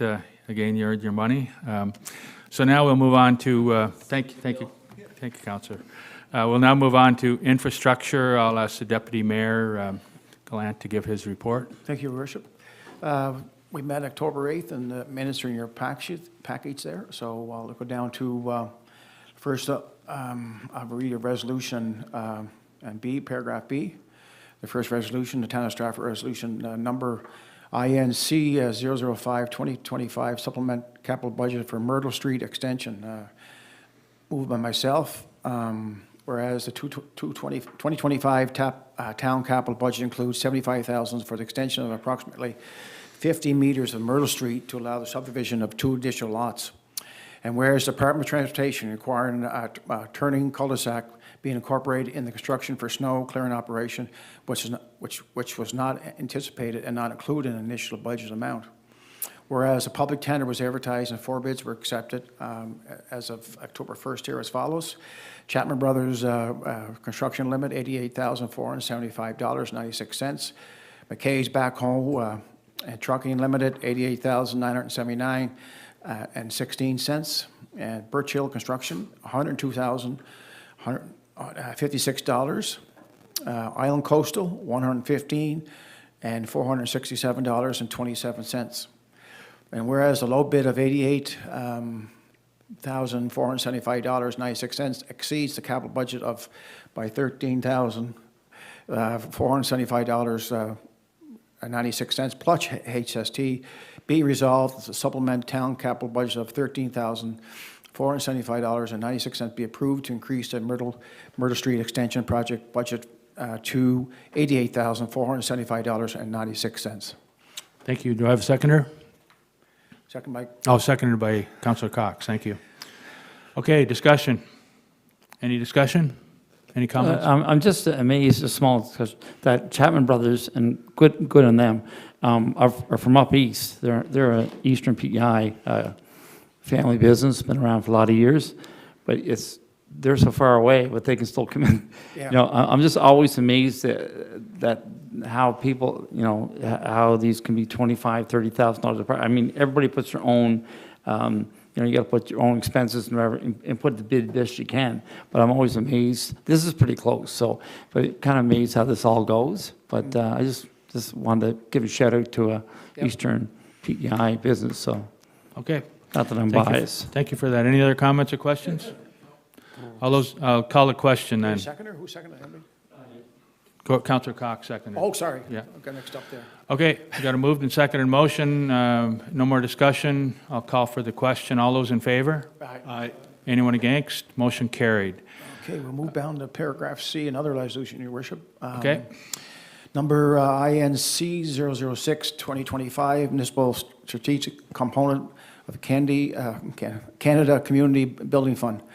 Moved by myself, whereas the call for applications for the municipal strategic component MSC of Canada Community Building Fund was made with the application due by October 3rd, 2025, and whereas the utility capital budget passed in March 2025 includes the Cable Heights Water Station upgrades and Sakeham's Sewers Lift Station upgrades. Projects expected to be completed in 2025 and 2026 fiscal years to 50% support from MSC funding. And whereas the utility has applied to the MSC program for funding for Zakeham's sewer lift station upgrades project as priority number 1, with a total eligible cost of $1,182,500, and the Cable Heights water station upgrade project as priority number 2, with total eligible cost of $572,000. Being resolved that both applications for funding for the Cable Heights water station upgrades and the Zakeham's sewer lift station upgrades projects under municipal strategic component of the Canada Community Building Fund and hereby supported by Council. In addition, Council understands and commits that will be responsible for its designated share of eligible capital costs of project and will assume responsibility for any and all of operating and maintenance costs resulting from the project if the funding is approved. There's nothing, is there anything? There's nothing on the bottom, eh? Any seconder? Do we have a seconder? Did you put Oh, something on the bottom there? seconder. Being Councillor resolved? McDonald. Thank you. No? Okay. Okay, moved moved by Deputy Mayor, seconded by Councillor McDonald. Discussion. Any discussion? I'll just say that this is a great initiative. It's sort of one of those 3 levels of government coming together to fund some very valuable and very much needed utility infrastructure in the town, so it's great to see. Yeah, and I guess the other part of this is the fact that the Canada Community Building Fund is a great vehicle that's been put in place by the federal government, which assists municipalities directly. Obviously, we have to go through approval process with the province to get approval for this, but this allows us to put that application in, and hopefully it'll be a positive result. So with that, I'm going to call for the question. All those in favor? Aye. Anyone against? Motion carried. Okay, One more. one more. Yeah, there we go. Yep. Town of Stratford Resolution Number INC 007-2025, Inflow Implementation Program 2025. Moved by myself, Deputy Mayor Steve Gallant, whereas the 2025 utility capital budget includes $150,000 excluding HST for limited implementation of inflow and infiltration, that's easier, reduction measures on the town's sewer collection system. Whereas trenchless repair and relining of existing and aging and deteriorated sewer mains with cured in place pipe CIPP has proven to be effective I&I reduction strategy. And whereas a public tender was advertised and bids were received on September 24th, 2025 for the CIPP lining work on the 357 meters of concrete sewer main located on Heron Drive with 4 submissions as follows. The first one is contractor Clean Works Incorporated, $139,818. GFL Environmental Service Incorporated, $144,660. Eastern Trenchless Limited, $174,575. Aquatech Solutions Incorporated, $235,124. And whereas Clean Works Incorporated have submitted the lowest bid, has been found duly qualified to complete the work and have had satisfactory reference checks. Whereas the tender fee provided Clean Works Incorporated is within the capital budget allocated for the implementation of the utilities I&I program. Being it resolved that the work for CIPP lining 357 meters of concrete sewer main located on Heron Drive as part of the 2025 I&I implementation program be awarded to Clean Water Works Incorporated in the amount of $139,818, which HST excluded. This resolution bears a recommendation of Infrastructure Committee as determined via email poll conducted on September 26, from September 26 to October 1st, 2025. Okay, seconder? Thank you, Councillor Chandler, thank you. Okay, discussion, any discussion? Question, Your Worship, just wondering what the standard is now for new construction. So when the collection system is put in, what is put in that might prevent us from having to readdress it in the future? Thank you, Jeannie. Good Director of Public Works is going to respond to that. Don't thank me yet, because I need clarification on the question, Councillor Dowling. Well, we have aging and deteriorating water mains that were put in some time ago. This is sewer mains, just to clarify. Yeah. Okay. So, yeah, sewer, well, what do they say here? Sewer mains, sorry, yeah. And we're having to go back now and revisit that. Hindsight's a great thing. I'm just wondering what the development requirements are now for new sewer mains that are being put in that might prevent us having to readdress. You mean lifespan? Like? Well, yeah, like what? How are they constructed now that's any different than when they were constructed before, where we saw a deterioration, or is that just a natural thing that we have to live with? Essentially, the material type is the big difference. What we're relining and addressing now, where we're seeing issues, is our older concrete sewer main. So that will deteriorate, it'll crack, there'll be root intrusions. What's being installed nowadays is a PVC pipe that is more durable and does have a longer lifespan. So that is mostly how that's being addressed, to give us a longer life expectancy in newer projects. You're welcome. Much clearer than my question. Okay. Councillor Jackson. Yeah, just while Jeannie's up there, is there any update on the Reeves water application? For funding, no updates per se. We were asked about 3 weeks ago, perhaps, we were given the opportunity to review the budgeting. They have changed the eligibility to include some road rehabilitation in the budgets. So we were able to look at that and update some of the numbers. They did indicate that it would be later fall before any decisions might be made. And that would be the subject of a separate resolution, right? Absolutely, yes. Yeah. That's the CHIF funding. Okay. For this resolution, any other comments or questions? Okay, all those in favor? Aye. Anyone against? Motion carried. Thank you. That's okay.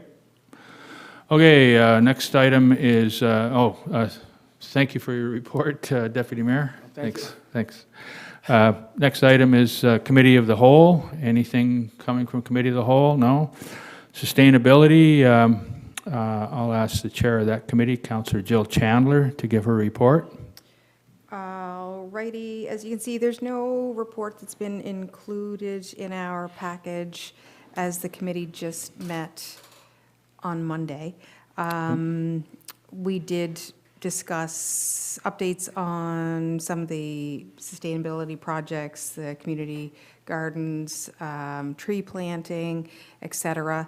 And we also had a request from committee members that possibly they are able to have a presentation by Phil or time with Phil in regards to the official plan, which I thought was interesting because it did bring to mind the importance of our committee structures and different committee members being able to participate in contributing to that document, in particular from the lens of sustainability. So we're going to work towards allowing or making that happen sometime in the near future. And that is pretty much all we have. We also discussed the business survey, which is almost ready to go, I would say, and some of the questions on that. So that's the kind of verbal update on the Sustainability Committee. And the next item is the transit report. It is there in your package. And, sorry, did you have a question, Councillor Jackson? Just with transit whenever you're done. Negotiations are ongoing in regards to our, and perhaps CEO Crosby can speak to that, and then I will provide my transit opinion as well. It can't speak too much to it because we still are in negotiations and there's still some information that we'll not be able to share publicly, but it's been a slow process, but we're getting there. There is a newer model that we're considering, and that was presented to council at Committee of the Whole meeting. So it is progressing, and we're hopeful that within the new year we'll have something in place. Yes, thank you for that. And as you can see in your transit summary, ridership is moving a little bit about. It's hard to follow, maybe, or predict where we are with the transit, the current use of the bus system. And I expressed in our sustainability committee meeting, and I will continue to say in public settings, and I know that the staff are working as they negotiate the terms of our new transit arrangement, but that we do want to have the ability to contribute to assign routes, to know who's riding it, to know what the needs are, to service those that are in transit deserts, et cetera. And I know that's top of mind because although the transit service has been helpful and continues to grow, we would like to have, I believe, more input on how it's delivered. So yeah, we look forward to those negotiations, and hopefully we can continue to encourage residents to use the transit system and to participate in providing information on what they need to better service them. Great, thank you. While we're on transit, just wondering if we have any feedback in relation to the uptake for the intra-community buses? They're already in place, aren't they? Yeah, I'm just wondering ridership-wise, what we might be getting from that. We didn't get a lot of information on that yet. It's still in its initial stages, but there is all kinds of media with regard to that now. It's on, I've heard it on the radio a few times, so we're hoping the uptick will be better, but I'll try to get some information for the next meeting if I can.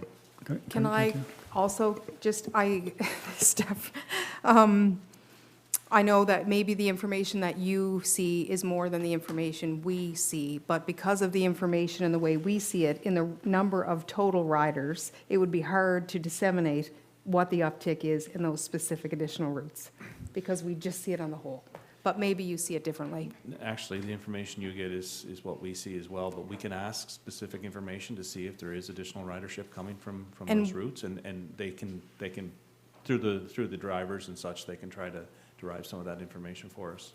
Right, so, yeah, and I think that was the same, like, when we met way back when, and I am a broken record, and I feel embarrassed being so repetitive. At the same time, I guess I'm repetitive because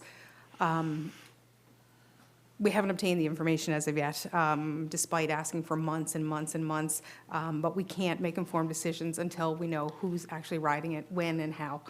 So once we get more information on that, we can service people better. And it's coming. Yeah, and I understand that, and as we indicated before, the technology is not there, but we are working on getting better technology in the buses so that we can, like, you know, without getting into too far here, there is a discussion right now of what actually is a rider, you know, as we come from, if a rider gets on here and goes across to Charlottetown, is it counted more than once? It's And in the current system, it's my understanding that a rider who transfers a bus has been counted twice as a rider.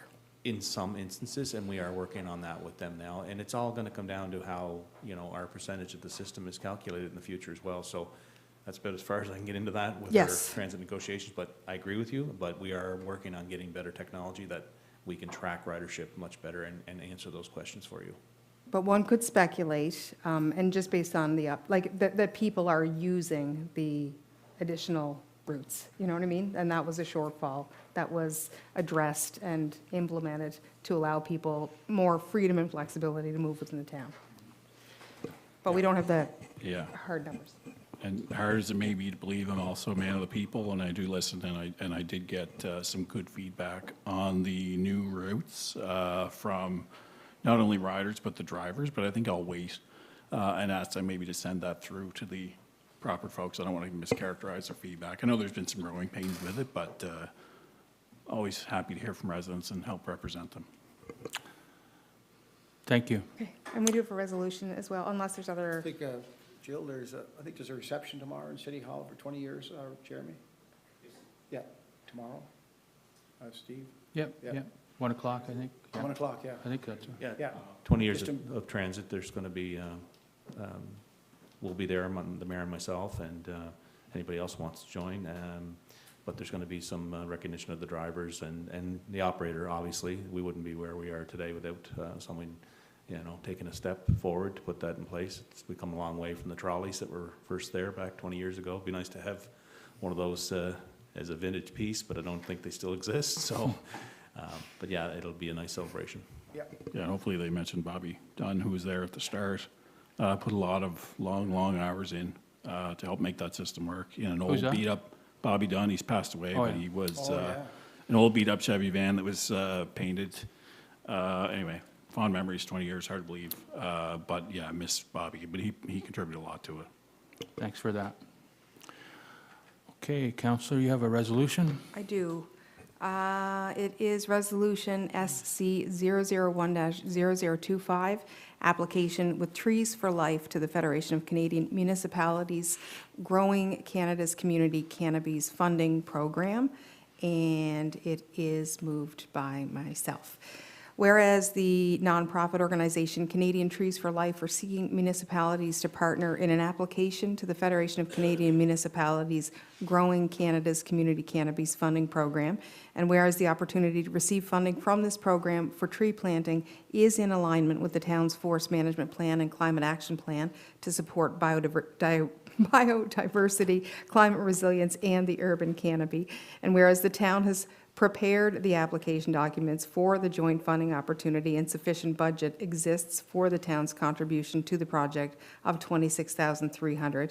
Be it resolved that the application jointly with Canadian Trees for Life to the Federation of Canadian Municipalities Growing Canada's Community Cannabis Funding Program is hereby supported by Council.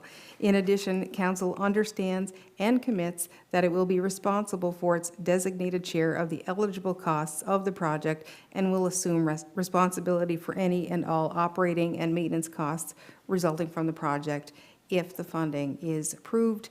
And this resolution does bear the recommendation of the Sustainability Committee from our meeting held this past Monday. Okay, thank you. Seconder? Oh, Councillor Cox, thank you. Okay, discussion. Any discussion? So we're going to put in an application for the funding program. And from what I gather from the resolution, we're going to commit to $26,300. What are we going to get out of it, do you know?